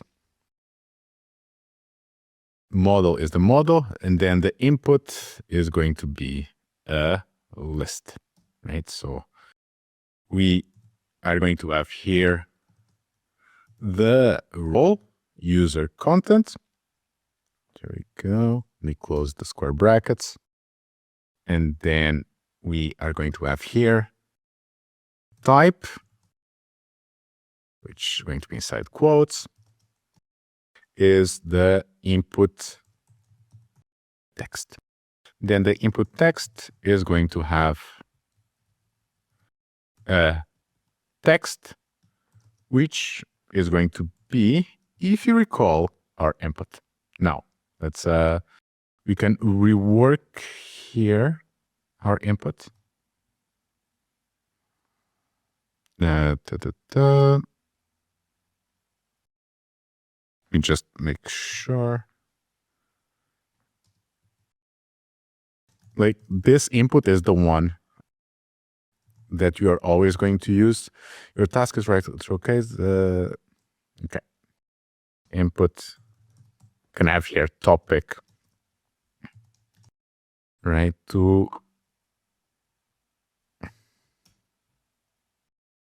And then here about, and then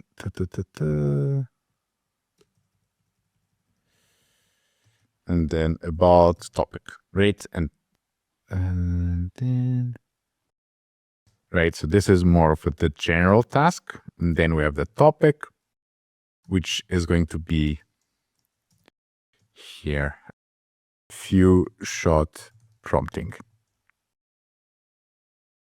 Few shot prompting and include the data of the image. All right. So the topic is now fed into the input. The input is here, which I guess we can continue. Here is going to be a comma. And then we are going to have here image, input image URL. That does not change. But the way that this works does. So f string, and we're going to have data, which is going to be an image, which is going to be a JPEG. And then semicolon, base 64. And then here, finally, we include our image base 64. All righty.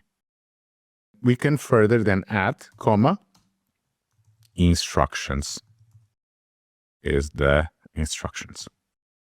And here display markdown and response dot output. Here we go.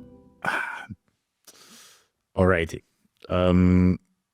Expected the base 64 encoded data URL with an image MIME type, but got a value without the comma. Okay, so I guess something is off. Let me have a look. So we have data image slash JPEG, semicolon, base 64. I'm missing a comma. Was it saying there was something here about the comma? No. Got a value without the comma. There was something there. All right, let's try again. And now I guess it's definitely working, which is yay for everyone. And let's see. Stop worshipping bigger models when a few good examples can dunk on your prompt. Love that. And don't love this, all these things, but want my go-to few shot template for classification of structured outputs. Very good on the engagement side. All right, cool. So this is one way to go. And I guess we're basically now kind of like replicating this. Let's go one step further. Let's include our few shot examples here, but only in the next video.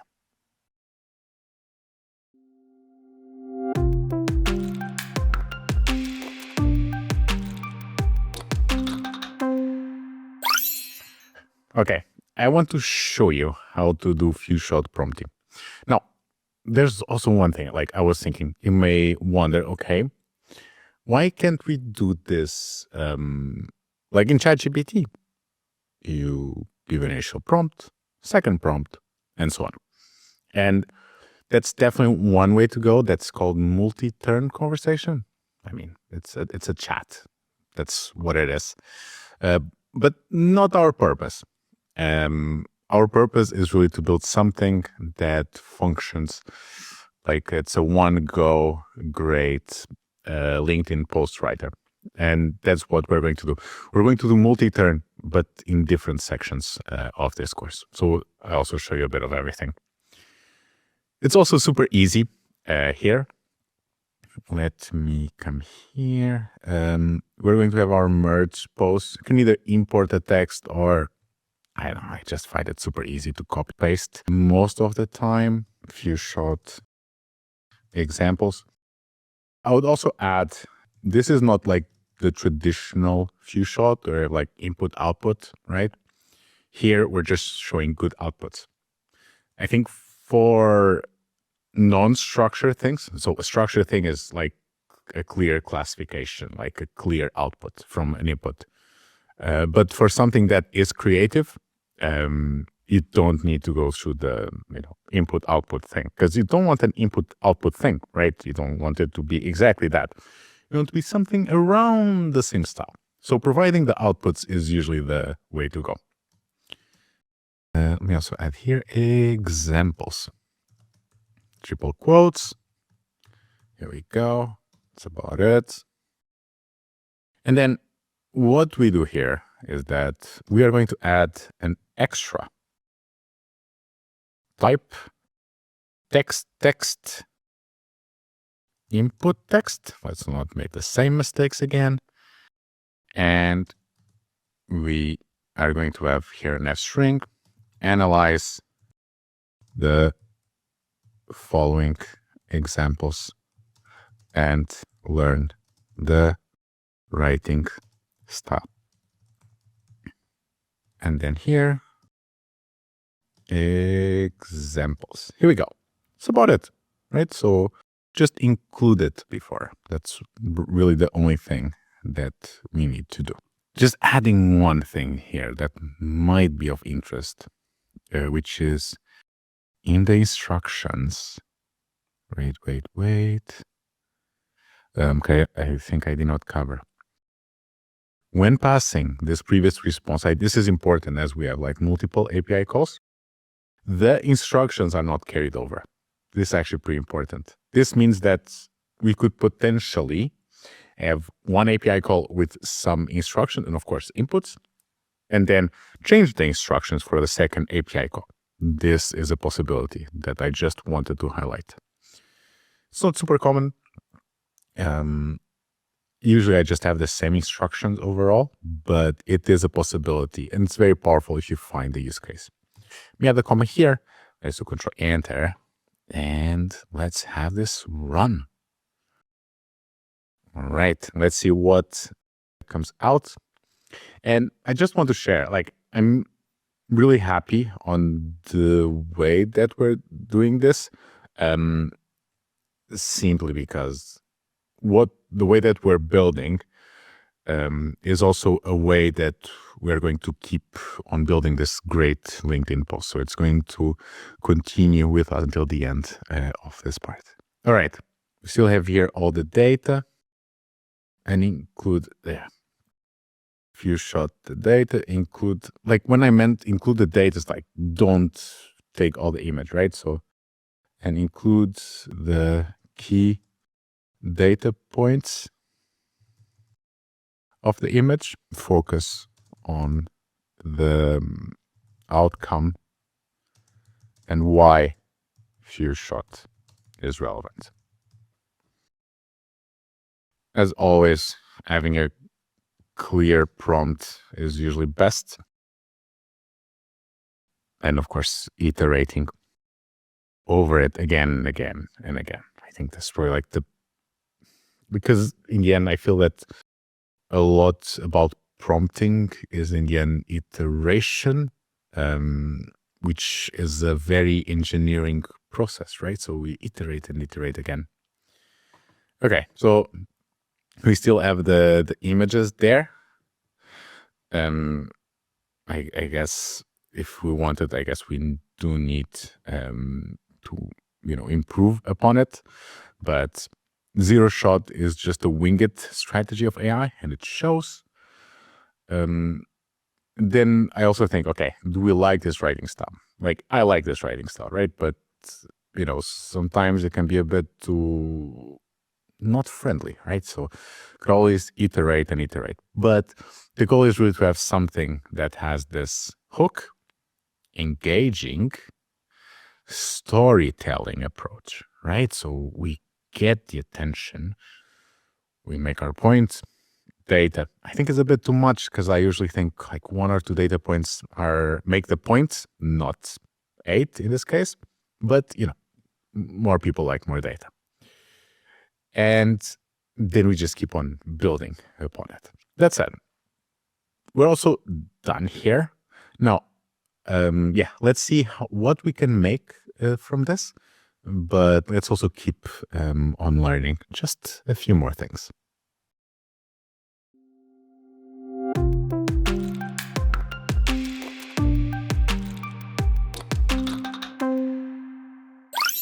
Time to do some key learnings and outcomes from our OpenAI API. But first and foremost, congratulations, are in order. Clap, clap, clap. And I'm extremely proud that you've managed to finish another section. So let's take a moment to reflect on what you have learned. Why was it worth the effort? And now you can move from here. So over the past few lectures, we've explored the capabilities of the OpenAI API. We've gone from understanding the fundamentals to actually implementing advanced features in our projects. You've seen firsthand how this technology can transform simple apps into intelligent, responsive systems.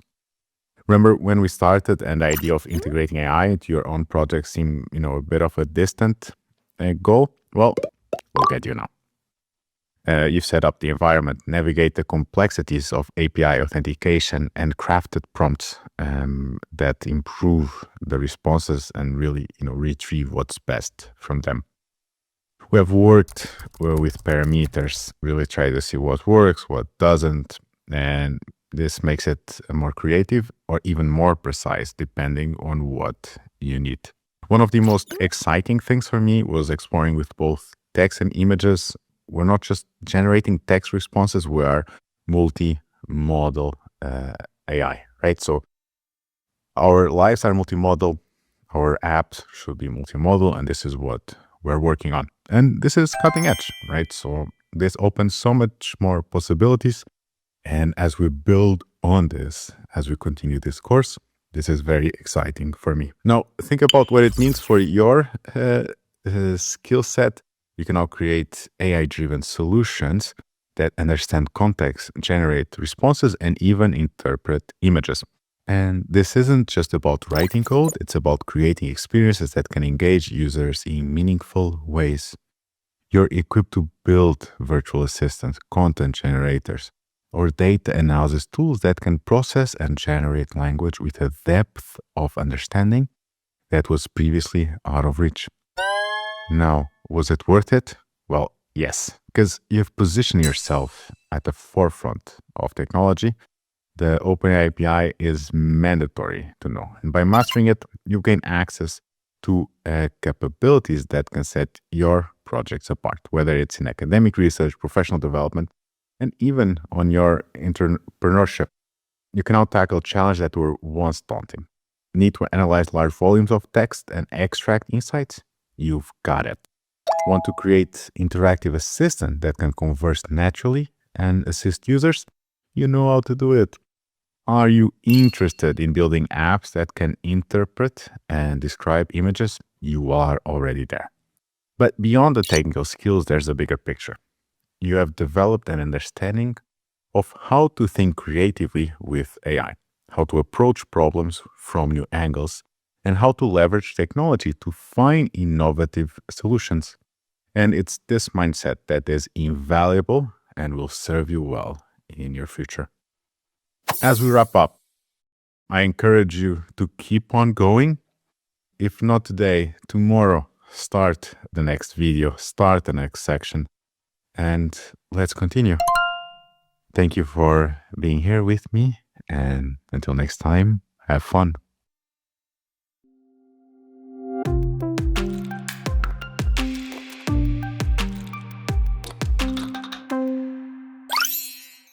Welcome to this section on RAG with OpenAI file search. And this is how we're going to see how we can connect vector stores within the OpenAI API framework. So super cool.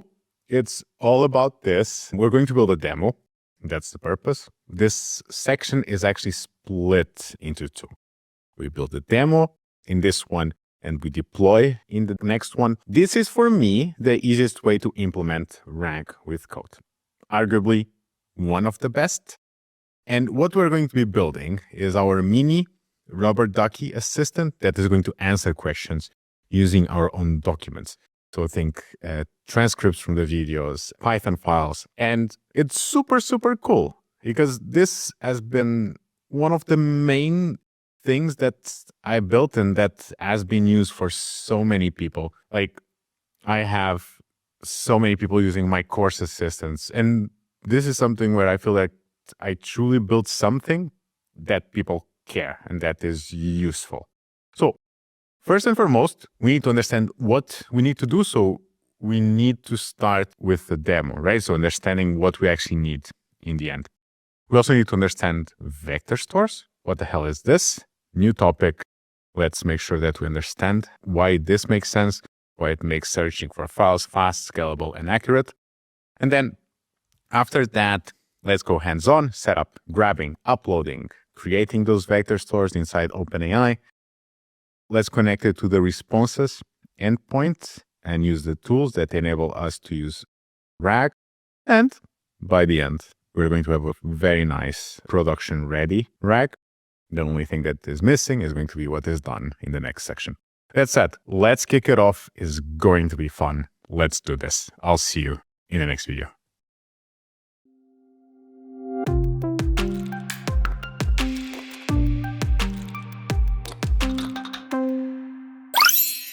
We have not only a very exciting section coming on, but actually two very exciting.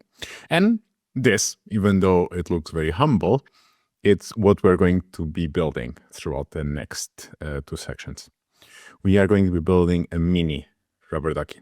If you tried the official rubber ducky and you loved it, well, I'm pretty hopeful that you're going to love this one too. It's mini. And it's dedicated to one specific section, which is the multimodal data. It's probably like the toughest one from a programming perspective. So I was like, yeah, you know what? Let's give it a try.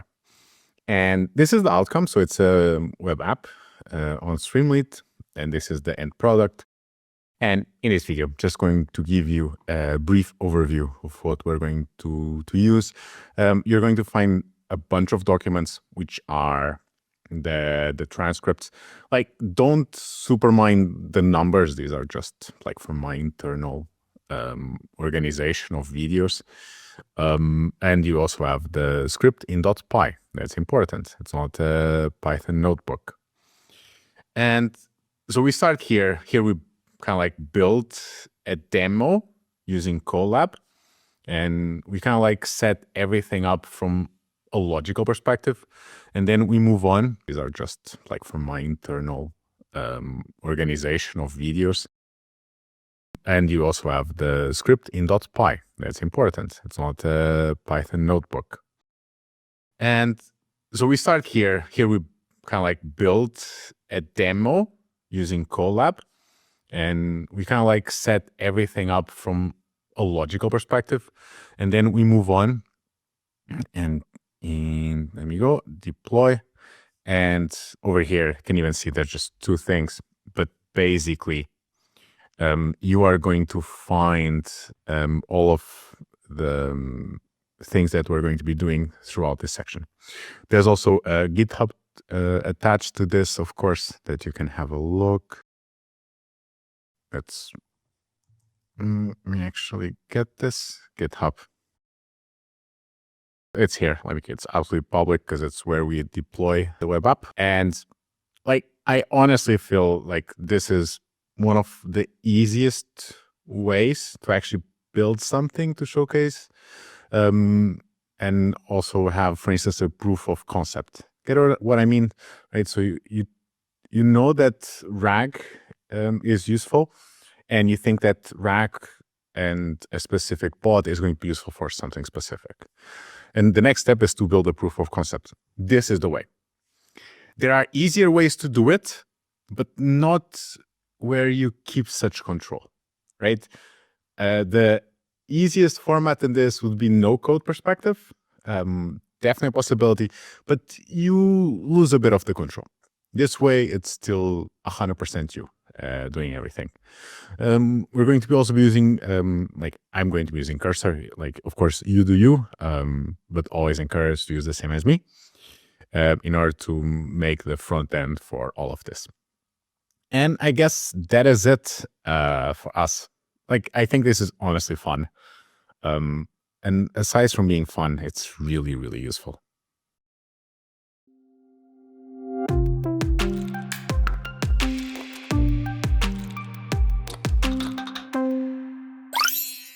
Let's talk about vector stores. This is actually a very good description because it's a database, and it's a database meant for AI. So let me paint you a picture. Have you ever tried to find an old photo or document? All you can remember is that it had to do something with Italy. Maybe that picture had a red car. Well, in a sense, that's basically what the vector stores are going to solve. They're going to act like a smart memory bank for AI systems, because we search things by meaning, not by the exact words. Okay, let's go deeper. So the foundation here is embeddings. So embeddings turn word images or even sounds into numbers. These numbers are called vectors, and they capture meaning. Therefore, take the example here. Queen and king, she's very close together. Apple is going to be far apart. A vector store is simply the place where you keep all those vectors neatly organized, ready to be searched, like a database. Now, why are we not just going to use a regular search? So a normal database just looks for exact words. If you type vacation, you only get documents that literally have the word vacation. But if your file says holiday or trip, you're going to miss it completely. Vector stores don't match keywords, they're going to match meaning. Now let's take the example of photos, even more interesting. Say you have thousands of them. You type sunset on the beach. You're going to instantly get the right ones appear, even if one is called IMG_1032. The system isn't reading by file names, it's searching the meaning inside the image or music. Imagine humming into your phone, like Shazam-like, and the app finds the closest match. Not exact words, not exact notes, just, similarity. And that's the power of searching by vectors. It even shows up in shopping and cooking. You browse a pair of sneakers online, instantly see similar shoes you might like. That's a vector store behind the scenes, comparing the meaning of products or recipes. You type quick pasta dinner, brings back dishes labeled 20-minute spaghetti, easy fettuccine, gnocchi. Not the exact same words, but the same intent. So here's how it works. Every item, photo, song, document is going to get turned into a vector, basically a list of numbers. The vector store places them in a huge map of meaning, where similar things are going to sit close together. When you search, your query also becomes a vector, right? And then the vector is going to come here into this map of meaning, and depending where it sits, it's going to get the closest similarity chunks back together. And this is super, super important for AI because chatbots can now ask questions about your own data, so RAG, but instead of guessing, they need to check the vector store for the most relevant information, then use it to generate an answer. So in plain words, right? So embeddings turn the messy human data into numbers that capture meaning. A vector store is where you keep them. So AI can quickly find, compare, and use what matters the most.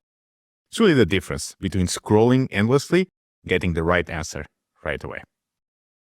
Therefore, what we're going to do is show our AI how it can actually connect and recollect things about our transcripts, our Python files. And about you, what kind of data would you like to share with AI so that it would remember forever? Let's continue to the next video.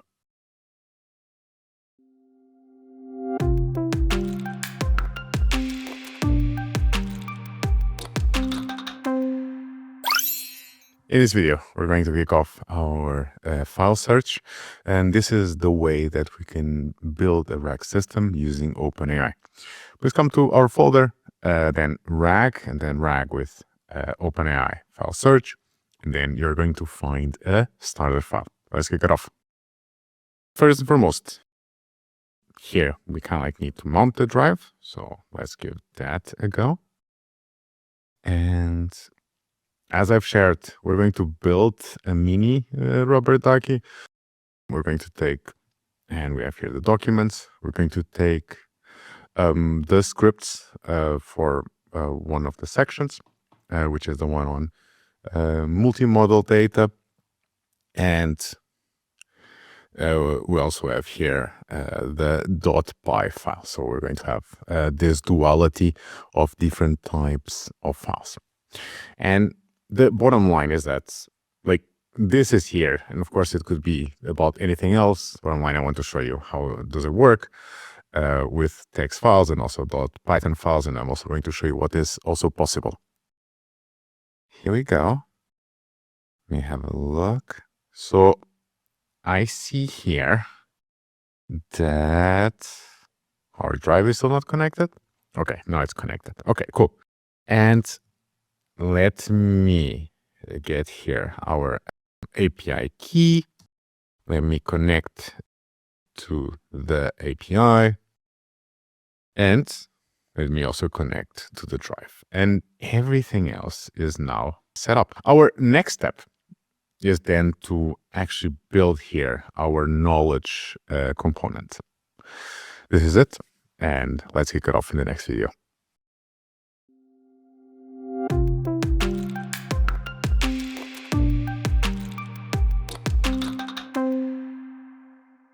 Let's kick it off and let's build here our knowledge component. We also come here to the API reference because I want us to explore this as well.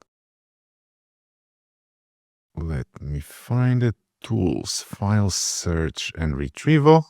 And we have here the file search and should be here. Here you go. So these are all of the supported files that are accepted. And you can see here, yeah, definitely a lot to keep in mind. It's text only. So even if you see, for instance, a PDF, or is there a PPT around here? Or, even docx, because you can have images. This is, you cannot see, you see a PPTX. This is not meant for images. So this is what you truly need to have top of mind. What is going to be extracted out of the text? So this is probably like the biggest, it's not necessarily a con, but it's a limitation that we have. Okay, here we go. So we're going to define the place where the docs are. And so, docs, the directory, it's called, let me check, docs, capital D. Cool. And then we also have the supported extensions. Like for us, like feel free to add more, but we have txt and we have .py. Oopsie. Let me put everything under quotes and let me put everything in a list. Here we go. Lovely. And pretty cool, right? So very, very simple as well. Place where the docs are and extensions. It's like the most straightforward thing. And then we are going to upload the files, or better yet, not yet. We are going to basically append all file names and paths together. Right, so before we do the upload, we kind of like need to, see which one they are. So files path equals to, and then here we're going to have a list. And then we do for file name, we're going to iterate, right? So we're going to look at every single thing that is in that directory. And then if it's, part of our extension name, so we're going to get the name. So for file name, make sure you come here, increase the size here as well. For file name in, we come to our OS, we list the directory. Which one is it? Is our docs directory. Here we go.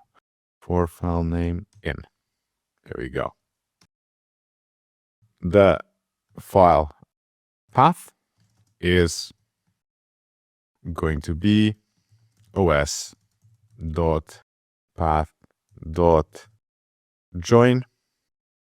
Then here we have the docs directory, and we have the file name. Lovely.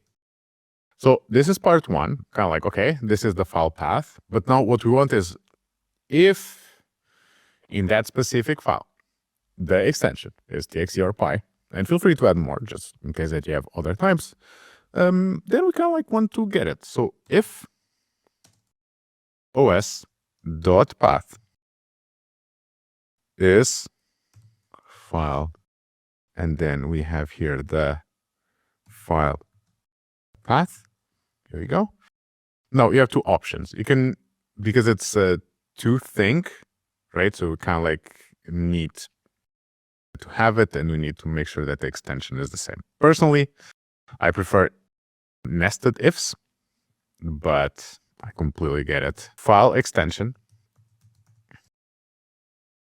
equals os.path.split text file name.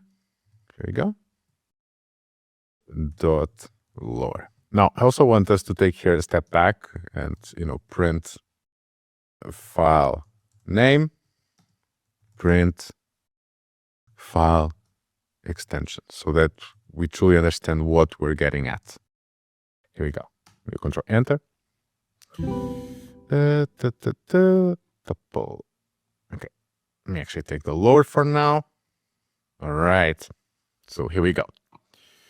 So this is the file name.txt. This is currently the file extension. Then what we do here is that we are going to have here the one, right? And you see that we got the txt.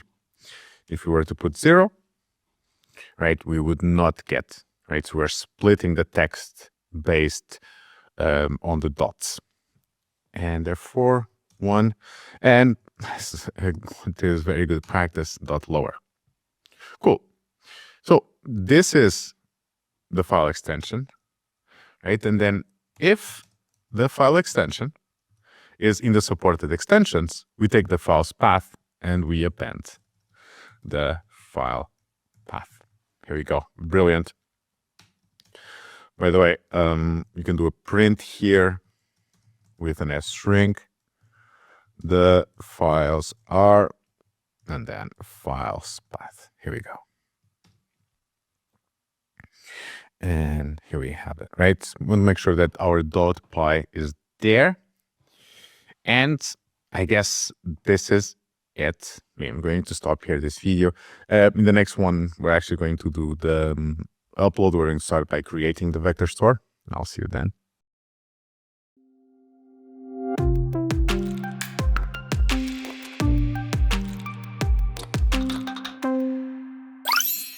Welcome back. In this video, we're going to start with a vector store and then potentially also upload the files. Let's have a look. And I'm also going to show you two ways of doing the vector store. One coding 1, no code. Let's start with a no code. Let's start with a code. Here we go. It's very, very simple. So creating a vector store.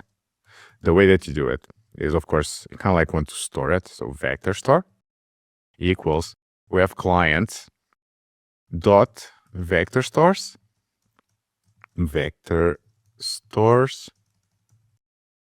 dot create, and then the name is the whatever. So we are going to come here to file search. Have a look. Let's have a look at retrieval vector stores. So when you have here the vector stores, you kind of like want to have files here as well. Actually go to API reference, create vector. Cool. The only thing that's mandatory is the name. Okay, so let's come here. Mini rubber ducky. Cool. And this is like the only thing that we need. We also have here chunking strategy. Like I would recommend, let's set this to auto. I am a big fan of big chunks, but I also like auto. And I think I like auto better than big chunks. You can also have the file IDs that we're going to add later on. I like to split both. The other thing, so if you come here to dashboard, wait, have I run this? I have not run this. So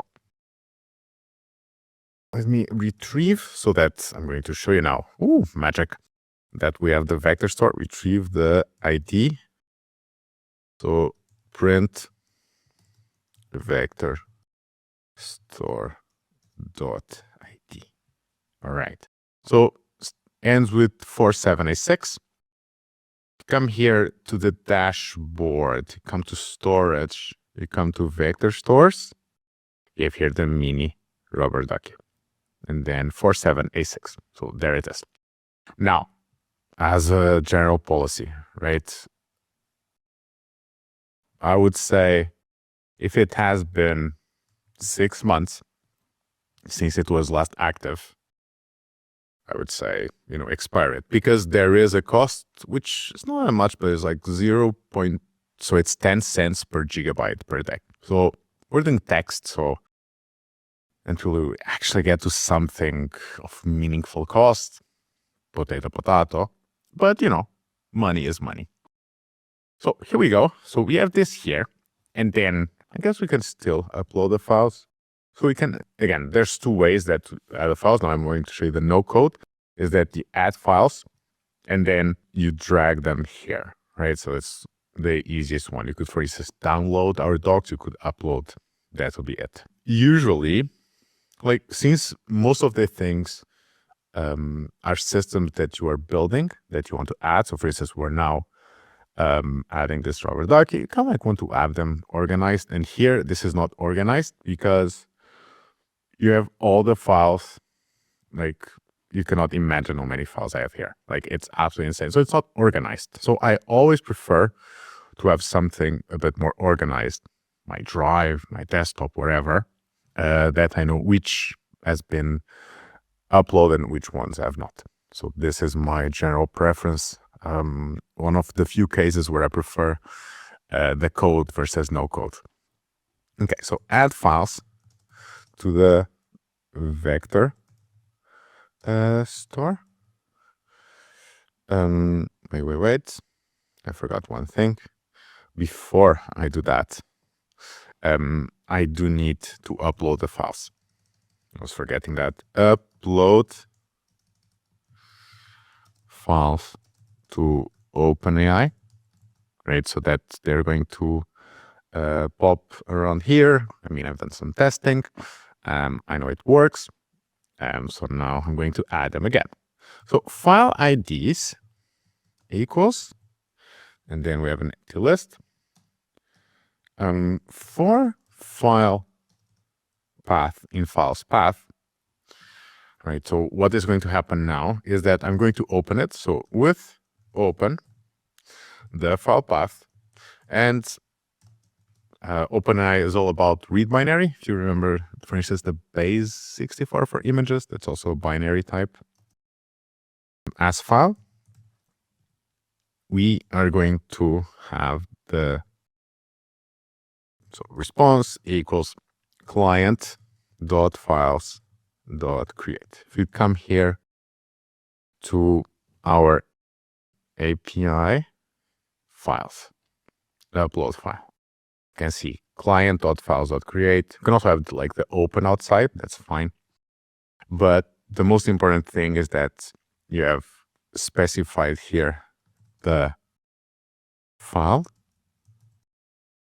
And then what I actually want to fully go through is the purpose, right? So you kind of like need to understand, what am I looking for? You have assistance, you have batch, you have fine-tune, you have vision, you have user data, and you have evals. Ours is for assistance, right? So it's here that we're going to use for RAG. If you have taken more content from me, maybe you have used the fine-tune. There's also vision fine-tuning, which is slightly different. I would say this is so expensive. I tried to do it once for something super simple, like 500. Like, wait, what? No way I'm doing that. And then, like this one, user data, I have not used nor evals. Batch, I also don't really see the purpose. This is for like money saving, and when you kind of like don't want things done soonish, right? You don't care if they happen overnight. So assistance, purpose is the assistance. Right? And then you are going to come here, file IDs, append the response ID. Let me actually add here the quotes. So if you come here, returns, and you have here the response.id. This is what we're looking for. Cool. If you do Control Enter, now we should see some different dates. Now I know I'm not supposed to show you dates, so that this looks old. So because this was going to look old, but date is different. I do prefer to show you that it works. Yay. And then let's come here. So for, I know it's still running. Wait, is it still running? Okay, it's still running. But I guess, yeah, some of them are new. So for file ID, in file IDs, which is what we have here, then what I'm going to do is I'm going to have the result equals client dot vector stores dot files dot create. We come back here to our API, and so we go to vector store files, right? So vector stores dot files. So create a vector store file by attaching a file to the vector store. I guess this is a bit misleading, but basically you attach a file to the vector store. And here we go. So we have the vector store ID, which is going to be our vector store.id. And if you have a look, then you have the file ID. File ID, which is equal to the file ID because it comes from the loop, from the file ID in file IDs that we just created. Cool, cool, cool. And I guess this is about it.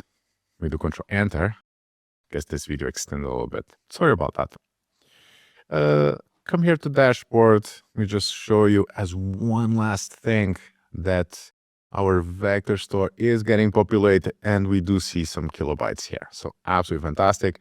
You can see here the files being attached currently, and I guess this is an excellent opportunity to wrap up this video.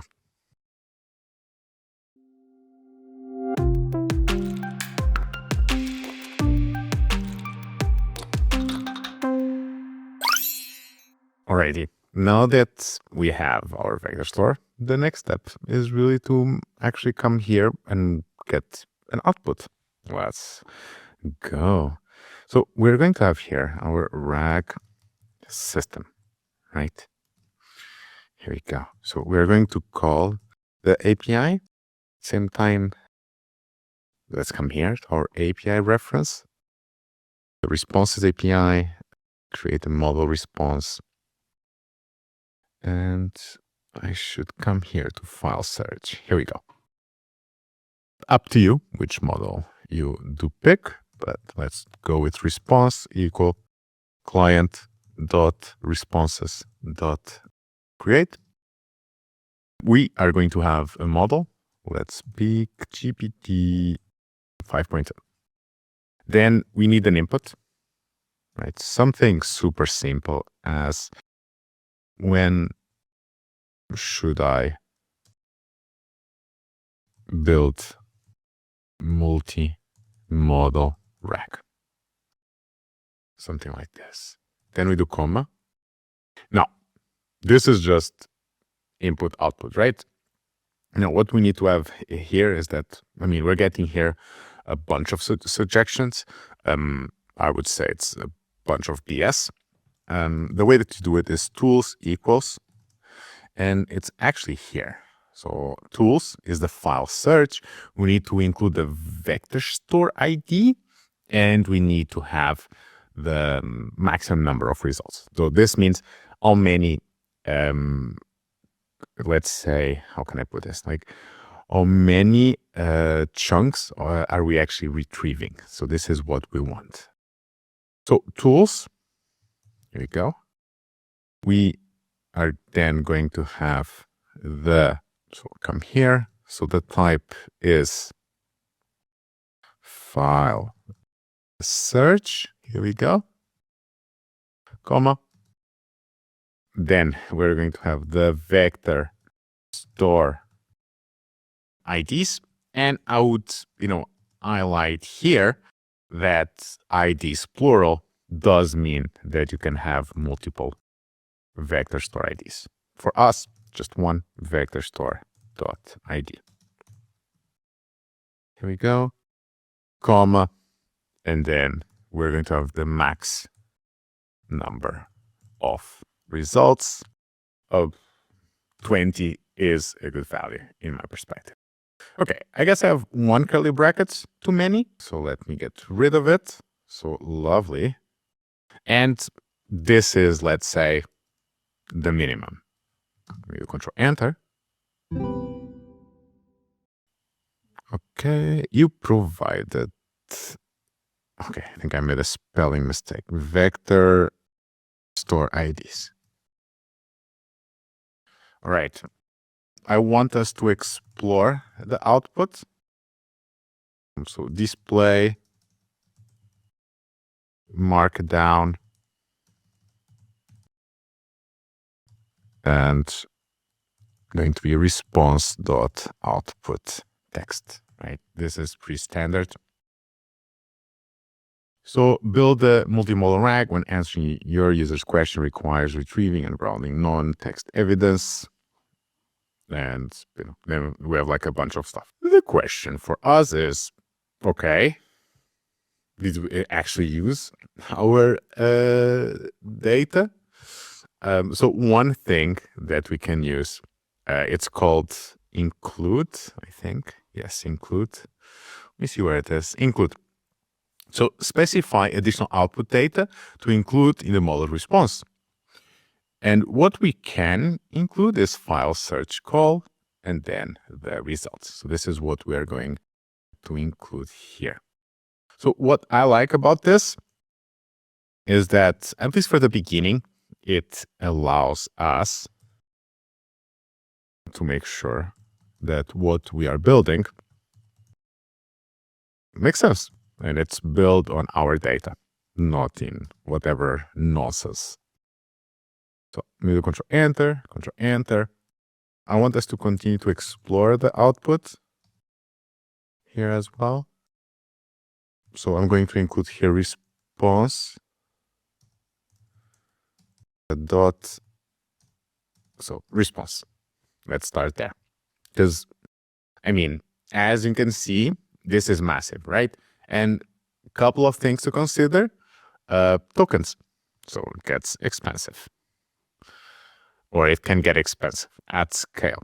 So I want us to go to the first output.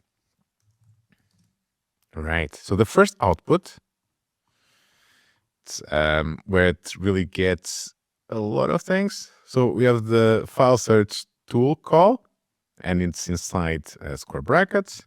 So let's go and, okay, let me actually include 0 here.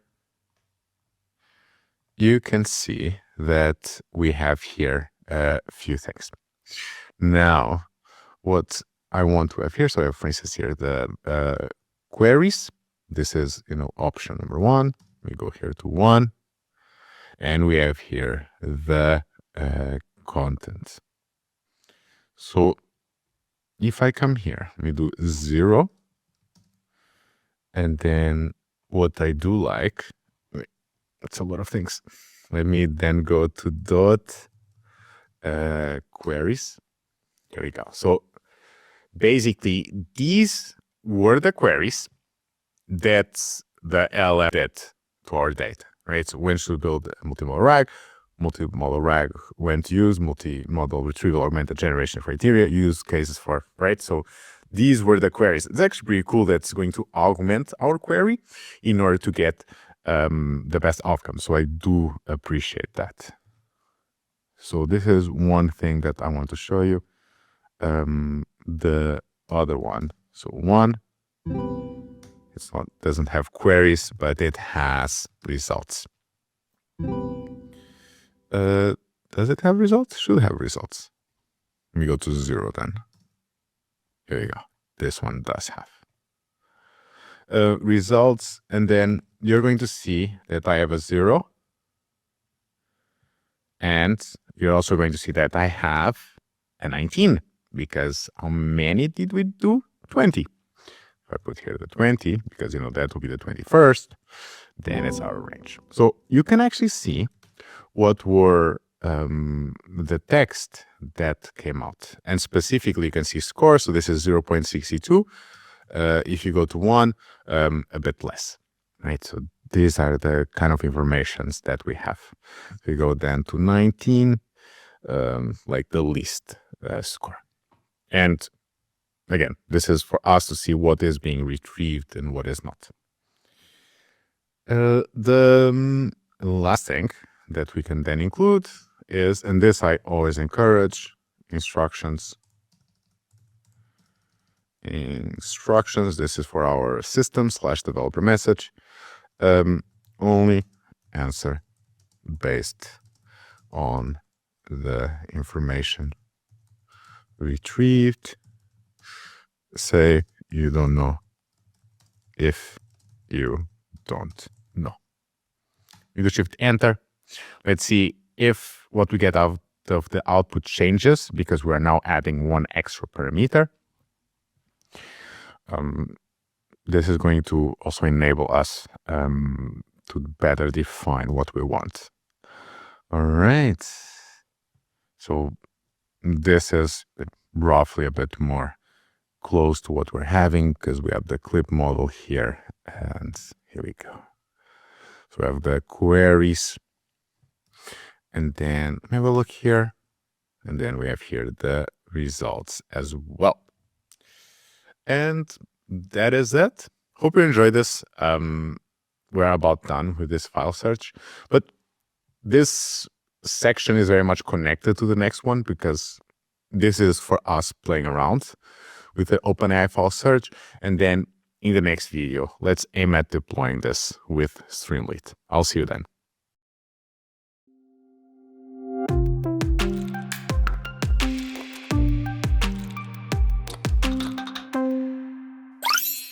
For the practical part of this section, we're going to be using Cursor, which is a software for programming. And I just want to briefly introduce to you how it works. You just need to use the free tier. So we have basically this as a hobby. I hover around the pro and the hobby, like depending how much I'm actually building. I'm currently with a pro. Not that's going to change anything, but it just really depends on how much I'm building at the moment. So you are going to, sign in or download, but I always encourage you to have some kind of account. And then, so sign in for me. For you, you'll be clicking on download at least, right? So download for Windows, for macOS, wherever. So let's say you click on download, and then you're going to follow like the standard instructions for downloading, right? I think if you're here at this moment, you don't need me to go through all this in order to install anything. That's it, right? So we can come now to cursor. So once you're done, come here, and you do need to kick it off with a project. And the easiest way is, let me actually show this to you. I have actually put this here. So I have a big folder with all of my projects that's, always working on. Click on new folder, and then here, pick whatever. So mini, rubber, Ducky. I think I have one already. Let me add V2, whatever. Give it whichever name, doesn't matter. So once you have this, you can now open the project. Let me actually go there. You just kind of like need to know where you stored it. So for me is mini rubber ducky. Now V2, select this folder, and we're going to see that we have nothing here, which is fine. That's really like the status quo here. What I want us to like understand, and where do I have it? Okay, let me actually go to my drive.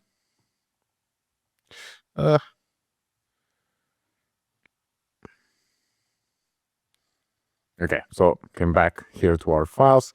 RAG with OpenAI file search. By the way, I'm going to download it just so that I have some extra things there.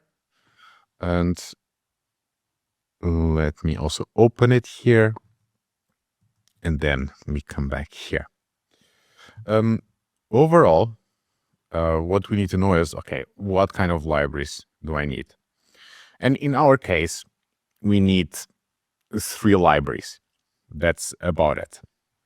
So the same way that we have this Google Colab user data, we are going to need to have a library for that, but not Google Colab, something else.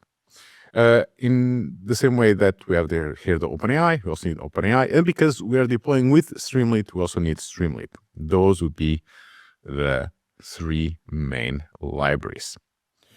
And here we go. So I'm going to say here, going to especially like at the beginning, at the end, I use the chat a lot. So prepare requirements.txt file with the latest versions of latest version, or latest stable versions of OpenAI. .env. So this is what is going to allow us to store all the information that we kind of like want to hide. So think API keys, .env, and Streamlit. I'm going to give you a tip. The year is 2026. Always specify the year, because it has happened to me. Like, for instance, so obviously now it's 2026. It wouldn't be unlikely that it would go and try to find latest versions 2024, which would be a bit useless. Because I have the Pro, I do have access to a bit more models, but I'm always going to have here the Auto. Because this is, if you have the free one, this is also what you have access to. And here we go. So we have here the requirements, OpenAI, Python.env, Streamlit, super fine. Cool. And I guess I'm going to, stop here. So we have here our requirements. Let's continue in the next video.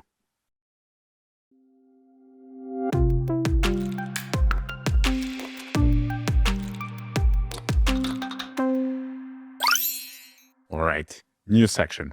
And this is going to be fun. So if you've been following along, you have basically built a super smart brain, our mini rubber ducky RAG system. But right now, that brain is kind of like, just floating in a jar. Well, okay, maybe not a jar. It's stuck inside a Python script or a notebook. It works, it's powerful, but it's not exactly something you can send to a friend or show your boss, right? You can ask them to install Python, run a script, just to see your work, but that is going to change right now. In this section, we are going to take that raw code and transform it into a real functioning web application. Think of it this way. Up until now, we have been building the engine of a Ferrari. It's loud, it's powerful, but you can't drive an engine down the street. Now, we are going to build the body, the leather seats, the dashboards, and the steering wheel. We are turning your code into a car that anyone can drive.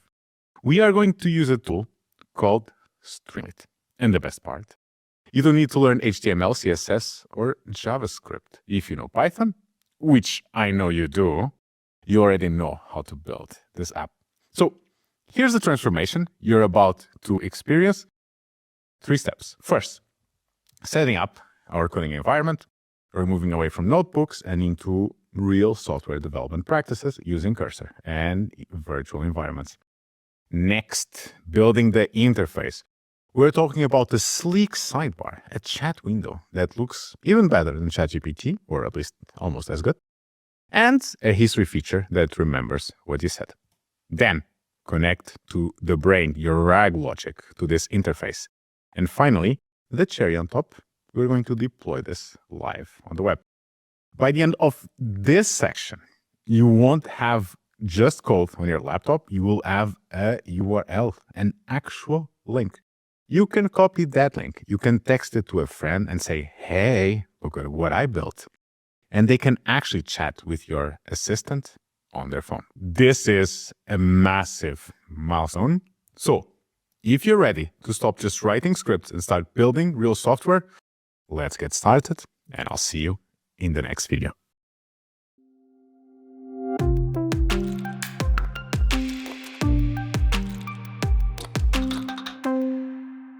Okay, let's continue with the next step. This is something we're going to continue to be using the chat, which is to create a virtual environment. This environment is going to have just our key libraries. This is very useful when you want to keep things stable, because currently we're going to develop for OpenAI 2.15, Streamlit 1.53, and so on. And it can be that I have other apps that use different versions of OpenAI and Streamlit. And in case that, or because I don't want to break them, it's very good, or it's very relevant that we kind of like streamline and make sure that we split the different apps. All right, let's come here. Create a virtual environment and install the libraries. All right, let's have a go at this. At the same time, I'm already going to be doing some other stuff. We're going to add here a new file, which is going to be the .env. And this .env, and you can see here that we have this, forbidden, stop, don't do it kind of like thing. This is just to indicate that this is hidden, right? That our cursor and the agents that are there cannot access it. So it's very, very important that you have something similar to this. And what you want is, for instance, you want to have the OpenAI API key. It's going to be equal to whatever. So we have here scripts activate, so activate the virtual environment, so venv pip install requirements. All right. And what you also want to have is the vector store ID, right, which is going to come from here. Okay, so the vector store ID, let's take it from our script. And here we go. And then the API key, just take it from here. So we click on show, Control C. By the way, could not be like the most cybersecurity wise things to do, but it's fine. It's completely fine. All right, so this is installing. We have the OpenAI API Key. We have the vector store ID. I have to say, oftentimes this part here about installing things doesn't really go as swiftly as it should. Okay, so activation and an issue, but packages were installed, verifying the project virtual environment and installing them there. For whatever reason, sometimes there is some issues. So this is going fine, and it will continue to go fine. Let's just wait for this to have an output. So we're going now to list. So check if the virtual environment was created correctly, which it was. You can see here the virtual env. We notice a new environment. Do not select this for the workplace folder. Let's click on yes. And then it should be fine. All right. Well, this is running. I want us to, let's say, think. So this is a mini chatbot, right? So we also need to understand, of course, some issues that are with Streamlit, which is, for instance, the part about sessions. We're not going to, let's say, overcome that, but because we're not connected to a database so far. But what we are doing is that we're going to create a mockup here. So plus create a design for the UX of a Streamlit app with the chatbot to answer students' queries. And so what we want. So we want, for instance, like a side panel to reinitiate a new chat. This could be one of those. We want a brief presentation of the chatbot at the top of the page. Number 3, we want chatbot like design for Streamlit, something like this. This is like the easiest thing with a chatbot called Rubber Ducky. So I have here, want a chatbot-like design for Streamlit. Cool. Something like this, right? So that we kind of like have something to guide ourselves. I always recommend that you start with design or at least a flow. In this case, it's a chatbot, so flow is almost self-explanatory, but the design is not. So if we follow or if we understand the kind of design that we're looking for, that's always a good idea. All right, so recreating the virtual environment and installing the library. So this is taking its very, very sweet time. So what I think happened was, and I mean, like reading this is like reading Chinese, but what I think happened was it created a virtual environment, it installed the libraries, but it installed the libraries not in the virtual environment, somewhere else. That's at least my take. So hopefully now that it had figured out, okay, let's recreate the environment and install the libraries, hopefully it will fix the issue. Right, let's come back to our design. Okay, create another image while we wait. I don't care. Okay. All right. Okay, this is, so new chat, you can also add here a message. Anyway, you can definitely start from the image and build the code. Like being like 100% honest with you here. We're going to take the long way because I want to show you how the functions of Streamlit work, because it's very it's relevant that you understand what they're for and what are the possibilities, so that you have this step by step. You could do this, that's for sure, but in the end, anyone can do that. And if anyone can do that, it's like an average output. And we want at least to be able to take an average output and make it better. Okay. All right. So there's oftentimes as well, it's also important, that this basically, stops.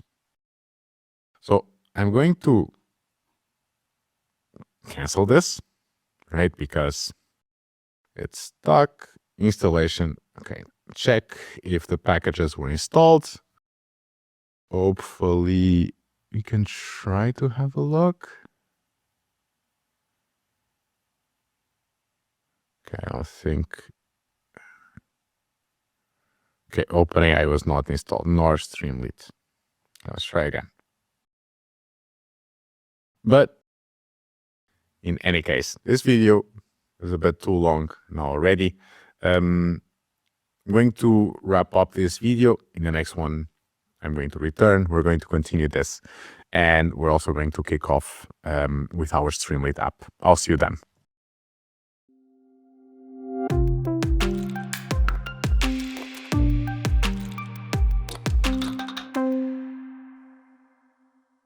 Okay, so our setup is actually done. It lasted like, I'm not gonna lie, it took like, this feels like a lie. Took like 30 or 60 seconds more. I literally clicked on nothing else. I don't know if you recall, but the last one was, reinstalling the packages because I had canceled. Then basically it finished. Oftentimes is what is called brute force. So let's continue. Let's have here new file, and we're going to have an app.py. And this is where our magic is going to happen. We're going to start by installing here the libraries. We're going to import OS. We are going to import Streamlit as st. From .env, we have the load.env. This is for our .env files. And then from OpenAI, we're going to import OpenAI. Very straightforward. We are going to load environmental libraries. So we do load_.env. That's how we actually, connect everything. Then we definitely want to initialize the OpenAI client. This is done by going and getting the API key. So we use OS get env, so get environmental variables, OpenAI API key.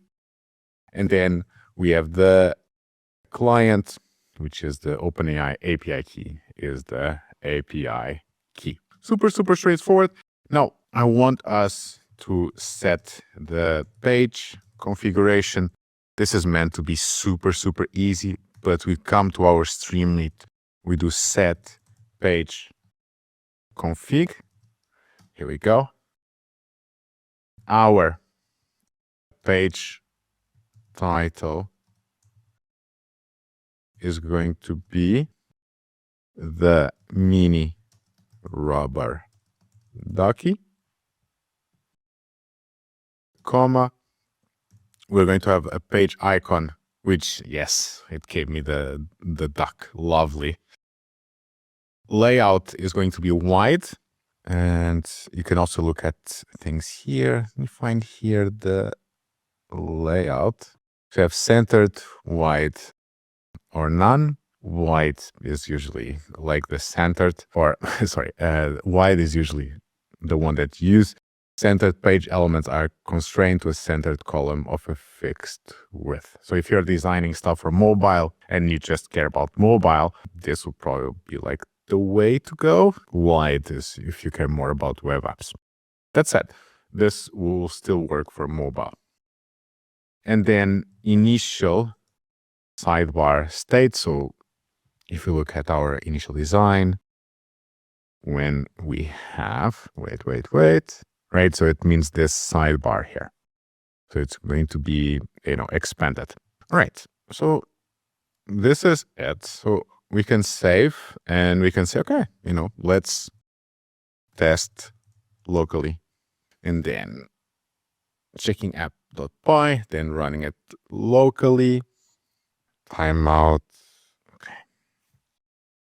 There's like 3 things where I always use here the chat, which are number 1, the virtual environment thing and the libraries.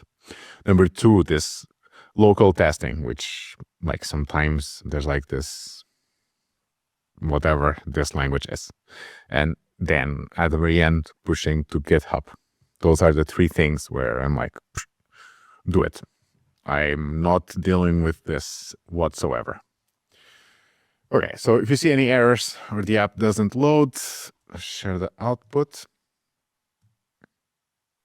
Let me see. I don't think I was checking here in all of my tabs, but none.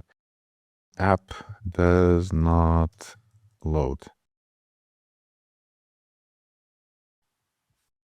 The good thing is that oftentimes we kind of like just need to do it once, and once it gets it right, then we're good to go. We just need to like reload the page. But oftentimes until we get there, it can be a bit painful. Just as a further note, right, don't get discouraged with this. Even if it takes like a few minutes, it's going to be fine. Okay, so there is some information. Invalid name file does not exist. Okay, weird. App.py. Okay, so checking for syntax error, checking the imports. So we have the change directory. Let's see how this goes.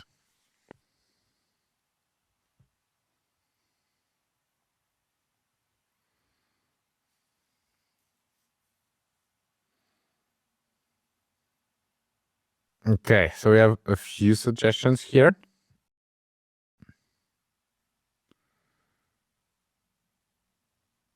So it's telling me must be first Streamlit command. I'm going to take that. So this is then remove main app content. So we have a title and we write welcome to mini rubber ducky. And this is, I'm not going to keep this. Like this makes no sense. This is like for debugging when, I know that my API key is there. So what's the point? Okay, it worked. But we do get an error. By the way, let me show it to you. Let me also bring it here. It's basically currently complaining about my OpenAI API key environmental variable, which I'm not. It's going to give me an error. Actually, let me just do Control C. Let me fix this. I'm going to say I have can do OpenAI API key. So I have the OpenAI API key in the .env file. So why this error? Let's have a look at this. But, it's live, so that's good. Now let's, fix this last part to wrap up this video, because all of this is like literally setup. We're still not doing anything specifically new. All right. Just clicking here on do it.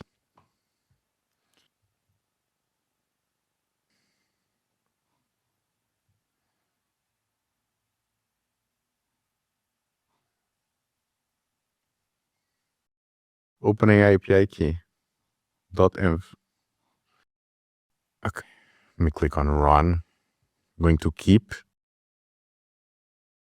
We'll get to it in a little bit. Whoosh. Okay. Wait, what? No. Undo.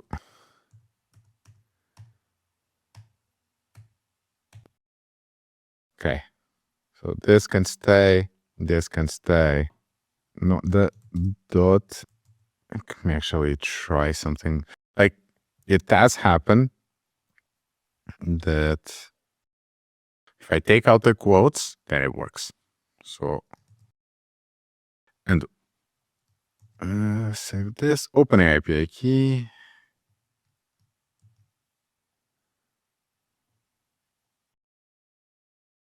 And let me just, yeah, like everything is correct. Everything is correct. Let me actually run this again. Okay, it run. I think it was the part about the quotes. That was the one that fixed it. That's it. Let me actually try something new. I did not get...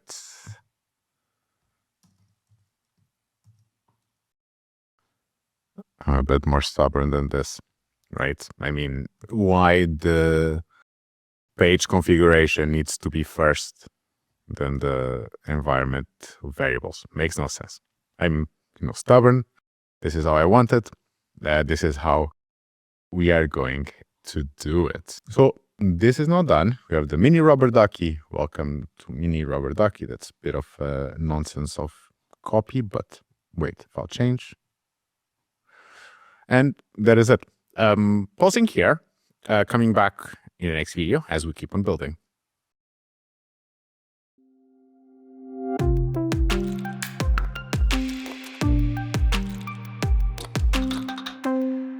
We continue our journey. In this video, we are going to focus in what is called the session state. This means that whenever you're talking, there's like a few things that we need to take over time or that we need at the start. So if you think about it, right, as we are trying to actually build this, there's two things that for now we are sure that we absolutely need. The first one is going to be our vector ID, because this is where all the information is going to be in. So this is the foundation of our RAG, and very straightforward. And then we're building a chat bot. We need something for the chat, something that within the state keeps on being added so that we have this memory throughout. Let's do this. The way that this works is that we initialize the session state. Here we go. And this is really, really straightforward, right? So the bottom line is that if we don't have the messages yet, so if messages not in session state, we are going to start. And we always start with something that is empty because we don't have messages so far. So we started as something that is empty. Then if the vector store ID is not in the session state, and notice here the difference, right? If it is not, then we set it to none, right? And this is where we are basically now initializing. Okay, we are going to have messages. We are going to have a vector store ID. We don't know them yet, but we're going to have them.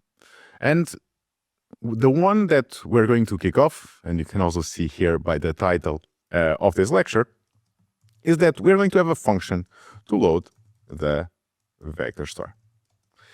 And the way that I like to do this is that personally, I do enjoy writing what the function should do. So we define load vector store. And you can see here that we get some, let's say, suggestion, but I like to do it this way. So 3 dots. So we load the vector store ID. From where? From the .env file. But, and this is something that we have not covered, right? We and this is very important, we are not going to have this .env file forever.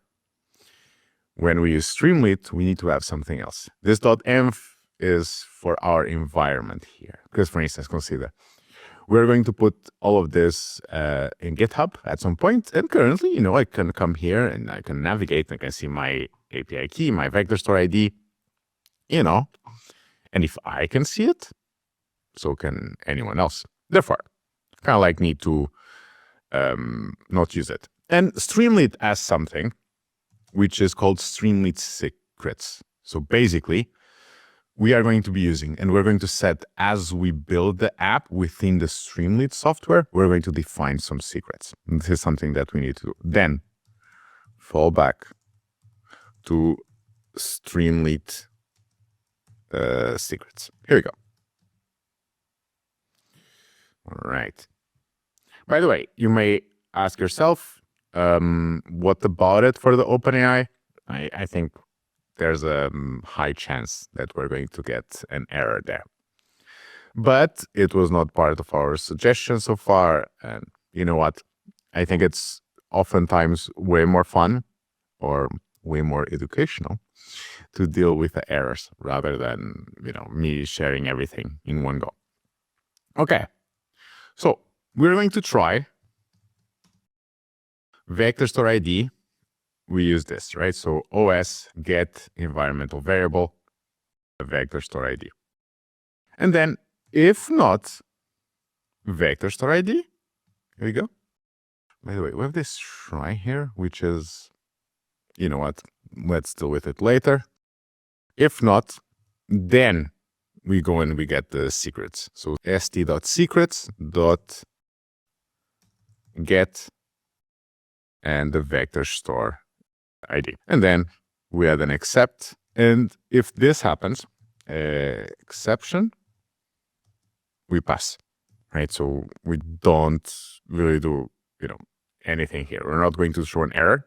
And then what we have here is if not vector store ID, then here we are going to add an st error, no vector store ID found. Please set the vector store ID environment variable or add it to the Streamlit secrets. Cool. Return none. And like this makes no sense to be here. And then we have if not, we pass. And then, okay, so if not, then we add this. We return here none. So this is absolutely correct. So we just return none. Otherwise, right, we are going to return the vector store ID, which is pretty cool, right? So in an ideal world, or basically, as we're here in cursor, is going to be vector store ID, and then basically we are going to have it. So this if not and if not, they're not going to be covered. So we return the vector store ID. And then we're going to have the vector store ID if we don't have the vector store ID, but we have it in the Streamlit secrets. We are going to get it. And let me actually have a look. So sorry. So if not, we are going to try. Here we go. So except, so we are going to try. And if not, exception. And we are going to pass. Right. And if we are here, right, if we actually get to this one, right, we are going to have here no vector store ID.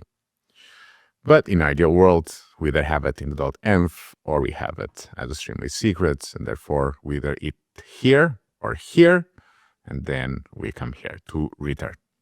And then if not, we just have this error. So error loading vector store, and then we just return none. Let me think about this. This goes away for now. And this is our initial definition here, right? So what we covered here, we're going to have messages and we're going to have a vector store ID. And then we built this function that is going to then load the vector store and is going to deal with errors. That is it. I'll see you in the next video.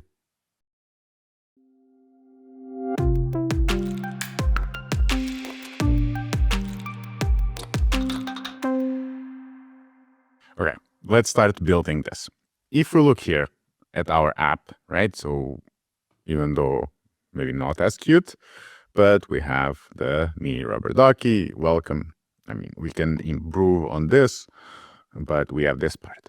And now let's start building this part here about the new chat. We're not going to have this Python basic exam tips and so on. We're just going to have something that is the new chat. So let's kick it off, and we are going to basically be building this backwards, right? So we have an output that we roughly expect, and then we're going to be building it backwards. The way that we do it, right? So we are going to define the main, and we are basically now going to include, okay, this is what we want, and then we build it backwards. Let's have a go at this, right? So we are going to have the sidebar with reset button with Streamlits dot sidebar, and this immediately knows that app is going to have that cute sidebar. We're going to have a header. Feel free to name it, but I'm going to be calling it settings just because, I mean, we're going to have a new chat, but maybe we want to include other things, as you can see in the big rubber ducky. Settings, and then if st button. So this basically means st dot button. So if we do reset conversation, right? So this is the button that is going to be there, and this if is what basically happens. And here we go. We are going to reset conversation. You can see squiggly lines. That's because we're missing this component here, right? So we need something that is going to indicate, yeah, we are resetting the conversation. Okay, pretty cool. Therefore, we need something before that tells us, okay, build function to reset conversation. Here we go. Define reset conversation. Reset the conversation history. The way that this works is we're going to have st dot session state dot messages, and then here it is going to be empty, but I'm going to add something else, right? I'm going to say here that we're going to have a role that is going to be our assistant, and this assistant is going to have some content, which is going to be the initial message dot strip, so that we basically remove about anything there. And then so we then do Streamlit dot rerun, right? So this is going to update the app. And then, of course, they're like, okay, Diogo, then we have this squiggly note here. Define the initial message, right? The initial message is going to be something. Hi, I am Mini Rubber Ducky, your friendly assistant. How can I help you today? Can we insert a joke here? I can help you in many modes. Okay, so I make a joke about multimodal RAG. I know, nerd. Okay, cool. Let's save this. We come here to our local host. And we are not having anything yet. That's because we're missing something, right? Because we kind of like need to, of course, in the end, run the app. Right? So if name is main, then we do it. Okay, we save this, come back, run this. You can see our settings. Lovely, right? Pretty cool. Now, I guess it's time we close this video. So what we did, so we decided, okay, we're going to have this new component, which is going to be reset conversation, because we need to cover this a little bit better here. So we're going to reset the conversation. And then if you click, kind of like need to reset. So what happens, right? Our messages kind of like go away. And we just go back to this initial message, which I find always cute to have. So reset _ conversation. Let me actually fix this. No need to have that. Then that should fix it. That should fix it, I think. Let me run this again. Here we go. Okay. We are doing absolutely fantastic. Let's continue.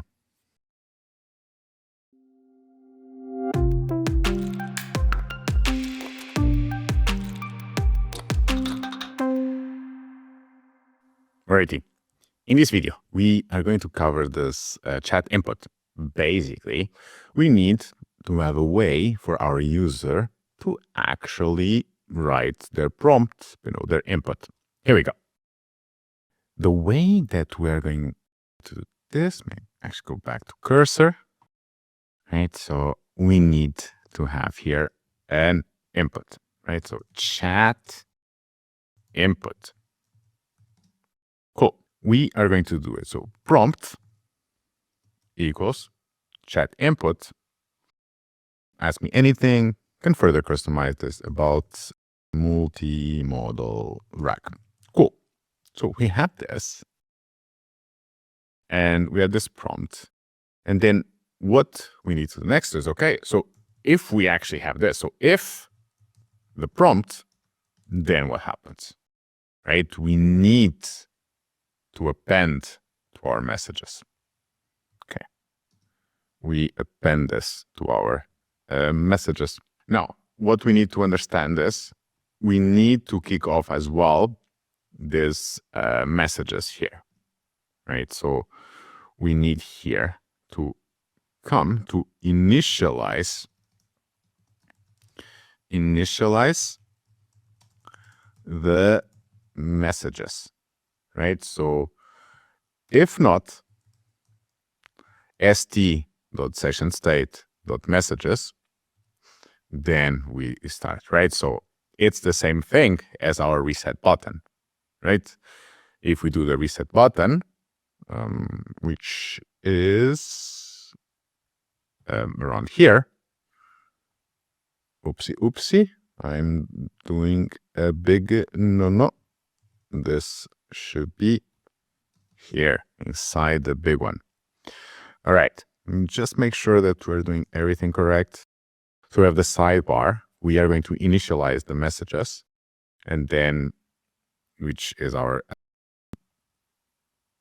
input, which is the first message of the bot, and therefore we are also asking for messages from us. So this part is here. If we have it, right, then we are going to store it. So that's point number one. And then what we do here is with st.chatMessage, then we are going to add it. So st.mark down the prompt, right? So it's not about getting the input. We are also going to display it. Furthermore, so we have our chat input. We are always going to need to display about everything, right? So we need to display the entire conversation history. So for message in session state messages, we are going to have the role, and then we're going to have the content. And this is how this is going to work. Let me see, because now this is partially broken, but let's see if we get something. Okay. You can see that we have the initial message, and you say, okay, how can I help you today? I can help you in many modes. Funny. And then ask me anything. What kinds of modalities could I use? Right? So we have this, and then, obviously this stops, right? So we have our message, we have here our output, and this is basically our current status quo. Therefore, the way that we kind of like need to, understand this now is, okay, we have a prompt, we need output, and that is going to be the focus of our next video. Just to highlight again, so this is what we did. So let me start here with this specific way. So we initialize the messages. We're going to have an initial message, which is going to be this one. Hi, I am Mini Rubber Duck, your friendly assistant. Then we're going to display all the messages. And then we also did this part about having the input for the prompt from the user. I'll see you in the next video.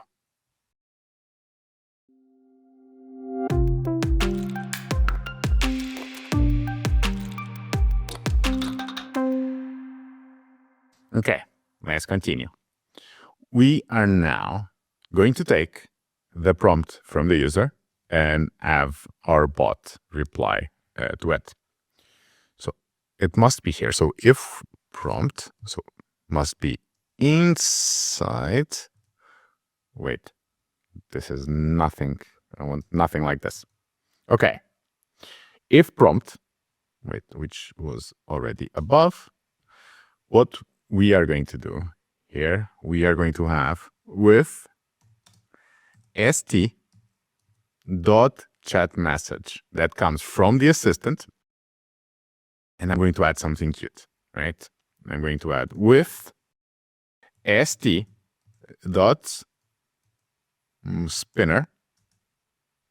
thinking. This basically means until we get an answer, there's going to be something there like the spinning, hence the Streamlit.spinner, which is going to say thinking, because we are agentic. Yay. And we are going to have a response that is going to be from the ask bot function that takes a prompt as the input. And then after that, st.markdown the response. Fairly straightforward. What are we missing? We're missing here two things. So the first one is that we need to append. So st.sessionStates.messages.append. We are going to append the response. So nothing. So this is the exact same thing that we did here, right? So, but one is the prompt, the other one is the response. And the big one is the ask bot. So this is the one that we actually here really, really need to build. So build the ask bot function. Pretty cool. Let me have a look here at my notes because this one is the bigger one. All right. So define ask bot.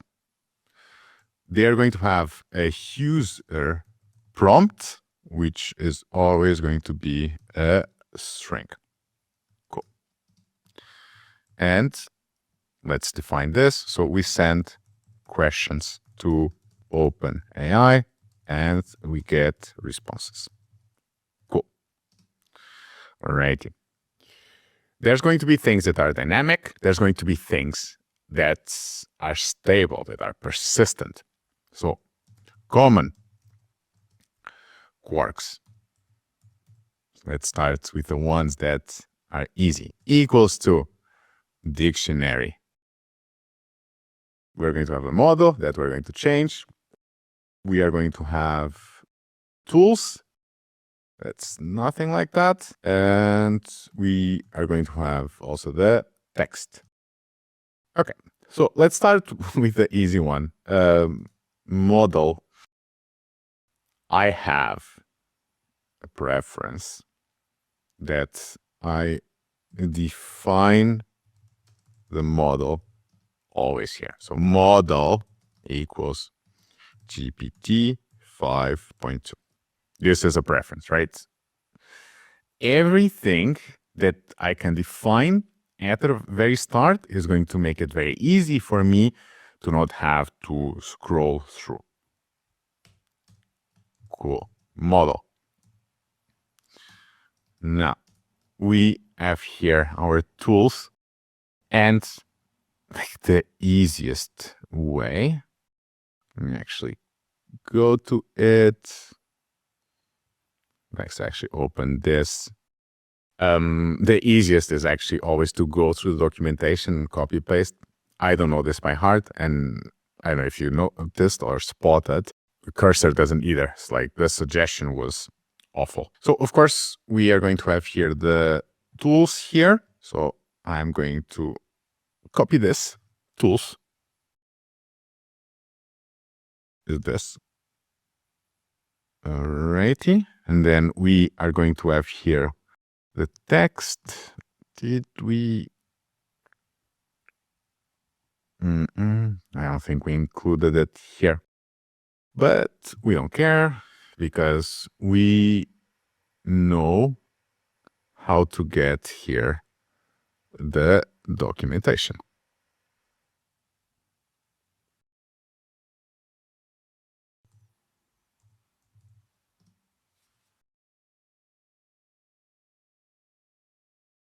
And as we log in to the documentation, go to the API, responses,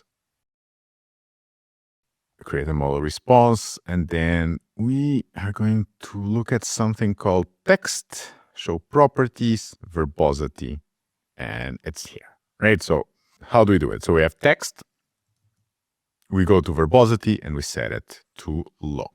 So we go here to verbosity,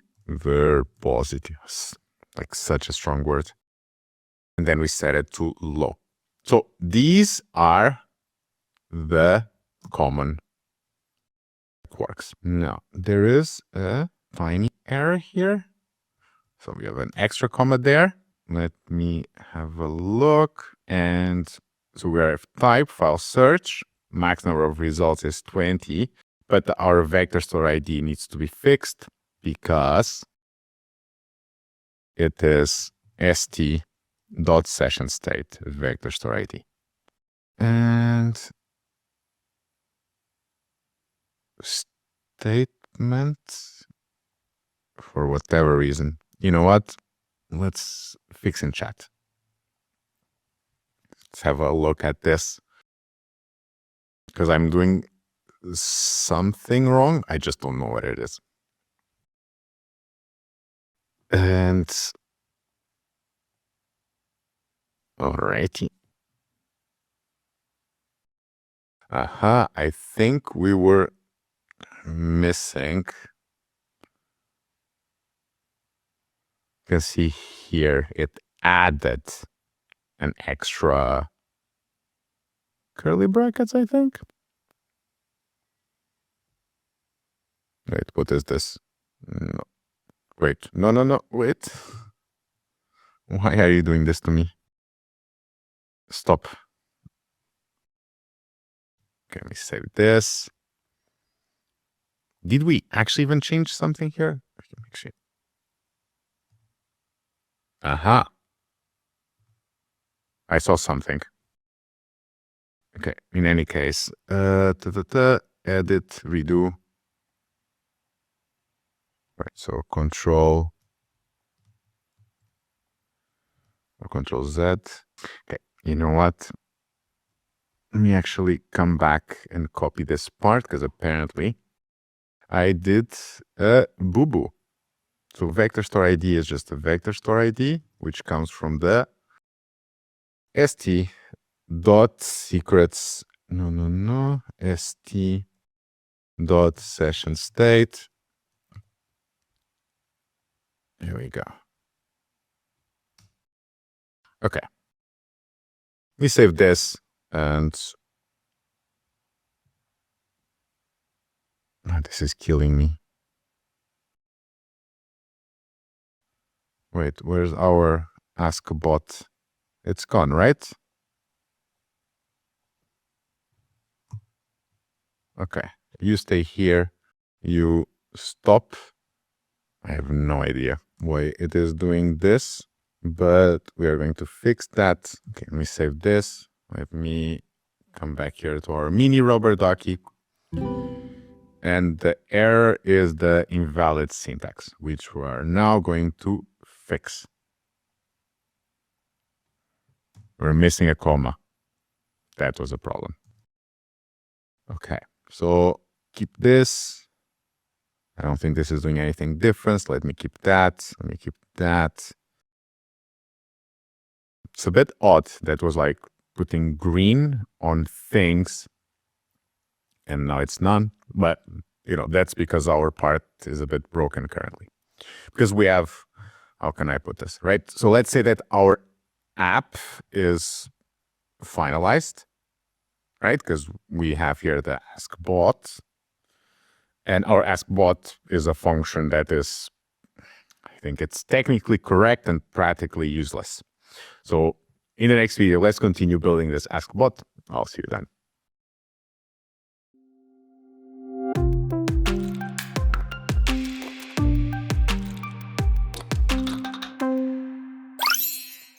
Okay, let's continue. There's one thing that I'm going to say, which feels very stupid, but it's also very true. And actually, it's because it's true that feels so stupid, which is there's going to be the first message or a state where we have the first message. And then there's going to be something where it's not the first message, right? This is very true, very stupid to say, but programmatically, it makes sense. Why is that? If we look into the way that we need to have our conversation, here is, right? So we have here our messages. We have the prompt goes to the messages, and wait, STS. Yeah, so we have the prompt goes to the messages. We have the output goes to the messages. And the thing is that you could consider, okay, but from an API perspective, how does this, actually work? How do we actually move, from one conversation to another? And the answer lies, and most likely you may even already know this, within the last response ID. So I'm actually come here to the API, and it's previous or last. It's something like that. Previous response ID. So this is something, and it even says here, like, use this to create multi-turn conversations. So of course we kind of like store the messages, but it is through the previous response ID that the conversation is actually occurring. That said, let's actually come here. If you think about it, all right, so we also need, wait. I need to go to cursor. Where am I? And we need to come here, right? So if, and then we have previous response ID. If this is not in the session state, then we are going to add it here as a none, right? So here, this is included. And then we go, where is our bot? Here we go. We are going to have a situation where it is not. So if we have it, right? So if we have a previous response ID, this means that if this is, the second plus iteration, right? So we would come here. So our response, let me go with resp client dot responses dot create parentheses, I think, and we have 2 times here. All right. So if this is, if we have it, what is going to happen is that we are going to have that the previous response ID is a Streamlit session state previous response ID. And then we are going to have a specific input, right? So equals to, and it is with a list, the role user, and then we are going to have the user prompt, and we are going to have here the common Kwargs, right? Okay, really, really straightforward. And then we are going to have a second situation. Actually organize this, where we're going to have an else, right? If we don't have the previous response ID, this means it is the first one, response client dot responses dot create. We are going to have an input over here, which also is going to be the user prompt, but we have one extra, right? So let me add it here as well. Role. And then we're going to have here the assistant, and we're going to have the initial message. Alrighty. And I guess we have inputs, and of course, then we would also have here our common Kwargs. And then if you think about it, we need to have here the previous response ID added. So it's one output, right? That will come here, right? It's one of the responses. We are going to have the response dot ID. And then last but not least, we do kind of like need to return something, which is the output text. Okay. So I guess we are doing great here. We can come here. Let me reload the page. Something. All right, expected one array but got null instead. Type invalid request error param. So we need to fix this, obviously, but if we analyze this, so we have here the initial message, and then we're not asked for our prompt, and we immediately got the reply. So that's a bit odd. Let's have a look here at our cursor. So we are going to have form message. Here we go. And you can see it here. Right? So it's only when we have the prompt that we should have the ask bot. And therefore it should be inside our if statement. Let's return. Let's reload. Now we should no longer see this. So yay. So error is fixed. Yeah, how can I build a multi-model RAG? Okay. All right, different error. So error code tools vector store IDs expected a string, but got a null instead. Okay, let's have a look. So this has to do here with our vector store IDs. That's the only thing that comes to mind. Type file search st dot session vector store ID. Actually have a look at my notes, and here we go. Vector store IDs is the session state vector store ID. But I think that what we're missing here is did we actually load it? Or did we load it? I think we're missing the part. Yeah, so we have the sidebar. Yes, absolutely. Because we have not yet loaded our vector store. So load the vector store. st session state vector store ID is the load vector store. Now let's do this. So if not st session state vector store ID, st else. So if not, then we do it. That's about it. Let's come back. Let me actually copy this prompt. Let's reload this. I think we're definitely getting there. It's thinking, so agentic. and yeah, feels that it is working. Okay, so in this video, what have we done here, right? So let's have a look. So of course we did a bit of debugging, right? We had an issue with the vector store. We had the issue here with the indentation that we also fixed. Then we also had here our responses. And one thing that we are now missing, if you think about it, is instructions, right? So how can you actually include them? I want us to explore a bit the API in the next video to see what are like the best options here. I have, no spoilers. I think we did fantastic. System instructions fully in the next video.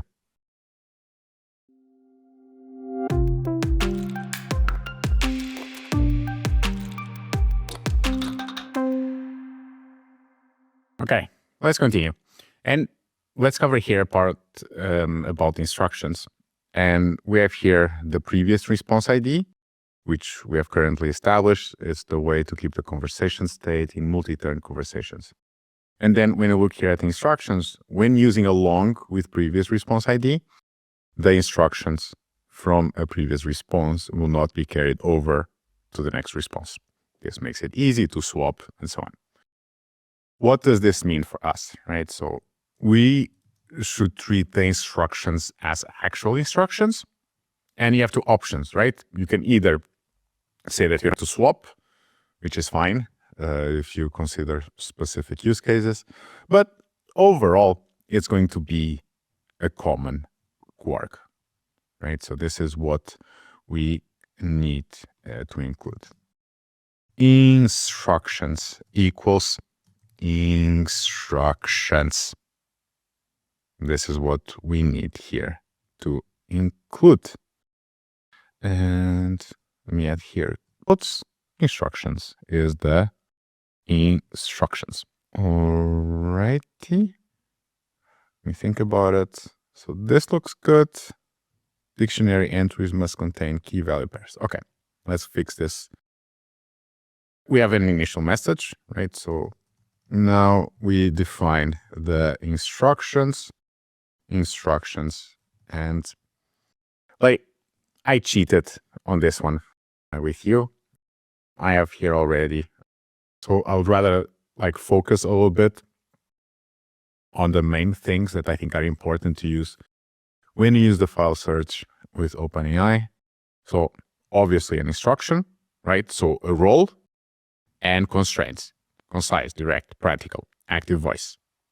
No fluff. By the way, I think saying no fluff is fluff, but 2 cents. So goals here, objectives. So answering questions, prefer retrieve facts over memory, focus on multimodal RAG concepts. So lovely. Answer style, again, constraints, boundaries, important, context. What are we talking about, right? And then more constraints. If the learner references a lecture, search for files with @stem or tailor the answer. Don't invent lecture numbers or titles. If the answer isn't in the corpus, say so clearly. Right? So this is a very standard system instruction that I would recommend that you use. Here we go. So instructions is instructions. Over here, I don't fully get this, not equal, colon. Now I get it. And I guess we are more or less fine. Before we test it, we come here, add emojis, or, add one emoji for each user-facing interaction in the app. Personally, I think it's, gives some pizzazz or some color to our app. I like it. This is going to sound super random, but I learned the other day that boomers, so people were born 65, around the year 60s, that they're more prompt to click on the YouTube video that has an emoji at the start. And that felt relatable for some reason. Okay, so thinking emoji here. Welcome. More duckies. More emojis here. More emojis. I think we're fantastic. Okay. I guess we can come here again. Wait, let me actually, I do like to save before running. Let's try again. Yay. Did we have? No. Okay. Tell me step by step how to implement multimodal RAG. Okay, peachy. Let's have a go at this. Feel free to test it. Feel free to improve the copy. Feel free to do whatever. This is how to make it yours. And okay, so the course demo uses GPT-4 Mini. Cute. And yeah, so we have here this all the step-by-steps. Like, it's not clear for you, but I can totally recognize all these steps that are in your materials. Feel free to have a look once you get there. And even though we're not now using 5, I think the materials still use the 4 Mini, simply because I guess it was a very robust multimodal RAG that has not required yet any kind of change, which makes me very happy. And I guess we're done. So development done. Now let's go to the part where we actually, take this and make it shareable with about anyone.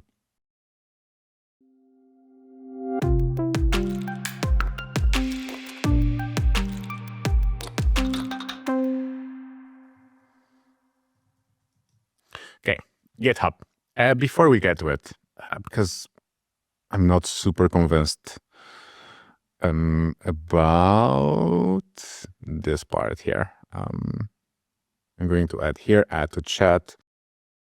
Would this make sense? Also, this is like the worst prompt. Also using Streamlit secrets. Something like that. Actually, I should put line 10 as well. Never mind. Okay, if not API key, try. If not, yeah. And just make sure that, okay, this is starting to be a bit too much.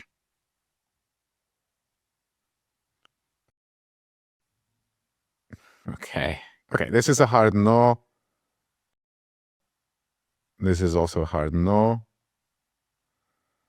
Let me have a look at this. So we are building a function. It's like what I don't like when like the LMs do this in an overcomplicated way. So API key is this. If not API key, try. Okay, this is similar to what we had before. I'm fine with that. Client. Okay, else now. I think I'm fine with this. Make sure that this works. Okay, lovely. So let's sign in. I assume that you have an account. If not, the level of difficulty is as creating an account. I don't know if I've shared this, but this is like the worst homepage of the world because what you care about is usually your repositories. So because we're very self-centered. Mini, rubber, Ducky. That's about it. Public. With Streamlit, your repository does need to be public. So no enterprise secrets there. All right. Let's come here. We're going to do Control C.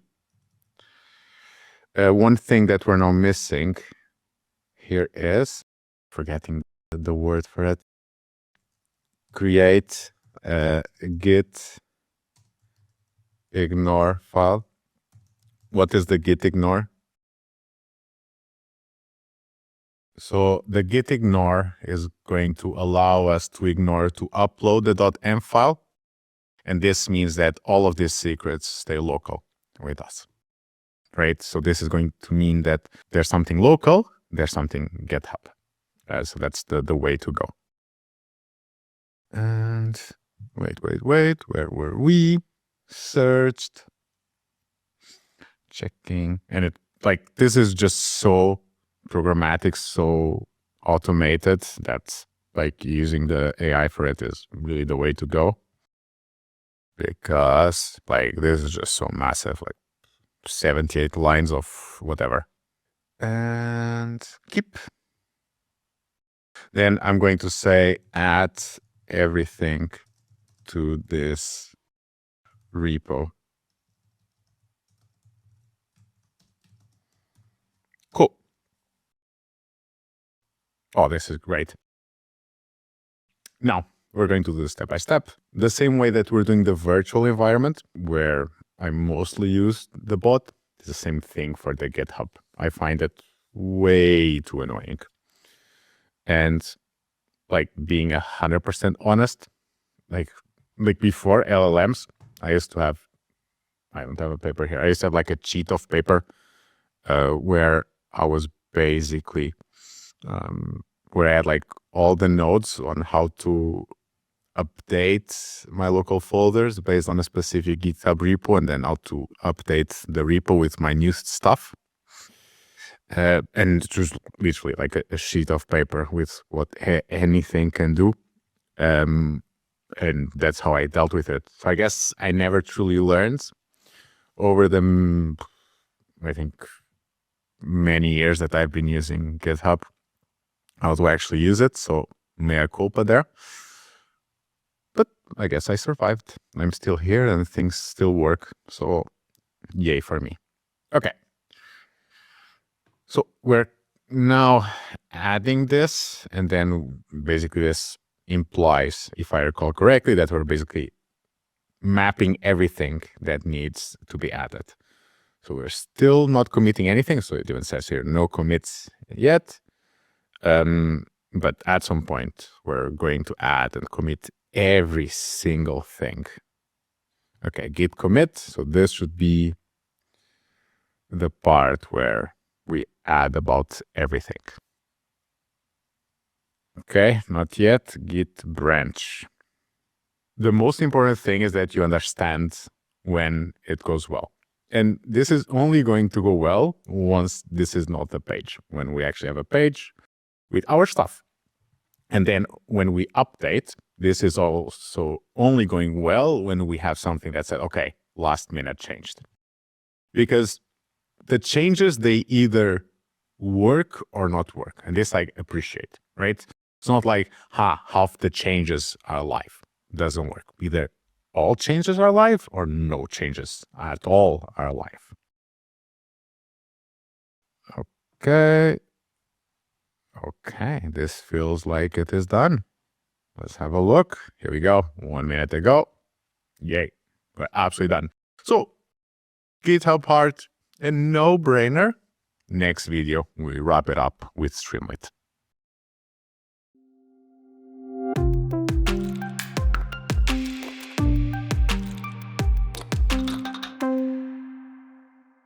Okay, Streamlit.io.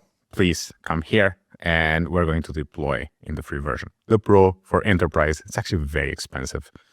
The only thing, the advantage is that you can do it and not have it publicly available, because all my Streamlit apps, that includes the Rubber Ducky and everything, they are available. You can check most of my secrets.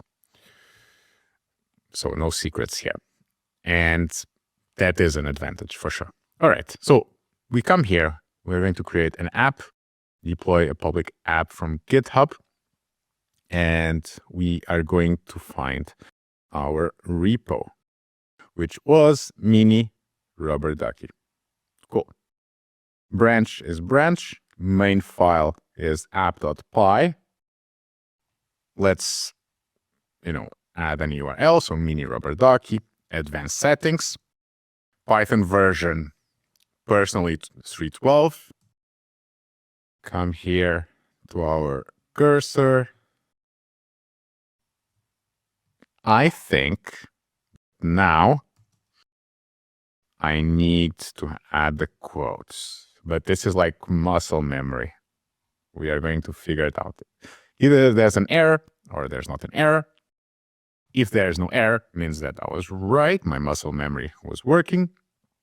And, well, I mean, if there's an error, then we'll fix it, as we usually do. Okay, so your app is in the oven.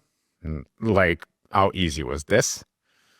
I have to say, I would have appreciated a few more errors here so that I can show to you. But I think overall we did fantastic.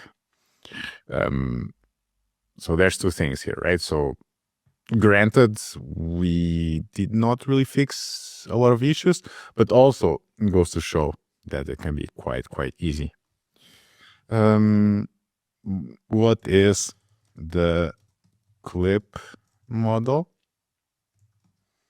Here you go. So we have the thinking, and then at some point we're going to get the answer. Okay, pretty cool. Contrastive language image pre-training is an OpenAI model that learns a shared embedding space for text and images using contrastive learning. Great. And then we have what do you want to use clip for in your RAG system, so on, right? Then it says text to image, image to text, zero-shot classification. Hope you enjoyed this. If you have questions, let me know. But I think what we're building is pretty powerful stuff. I'll see you in the next video.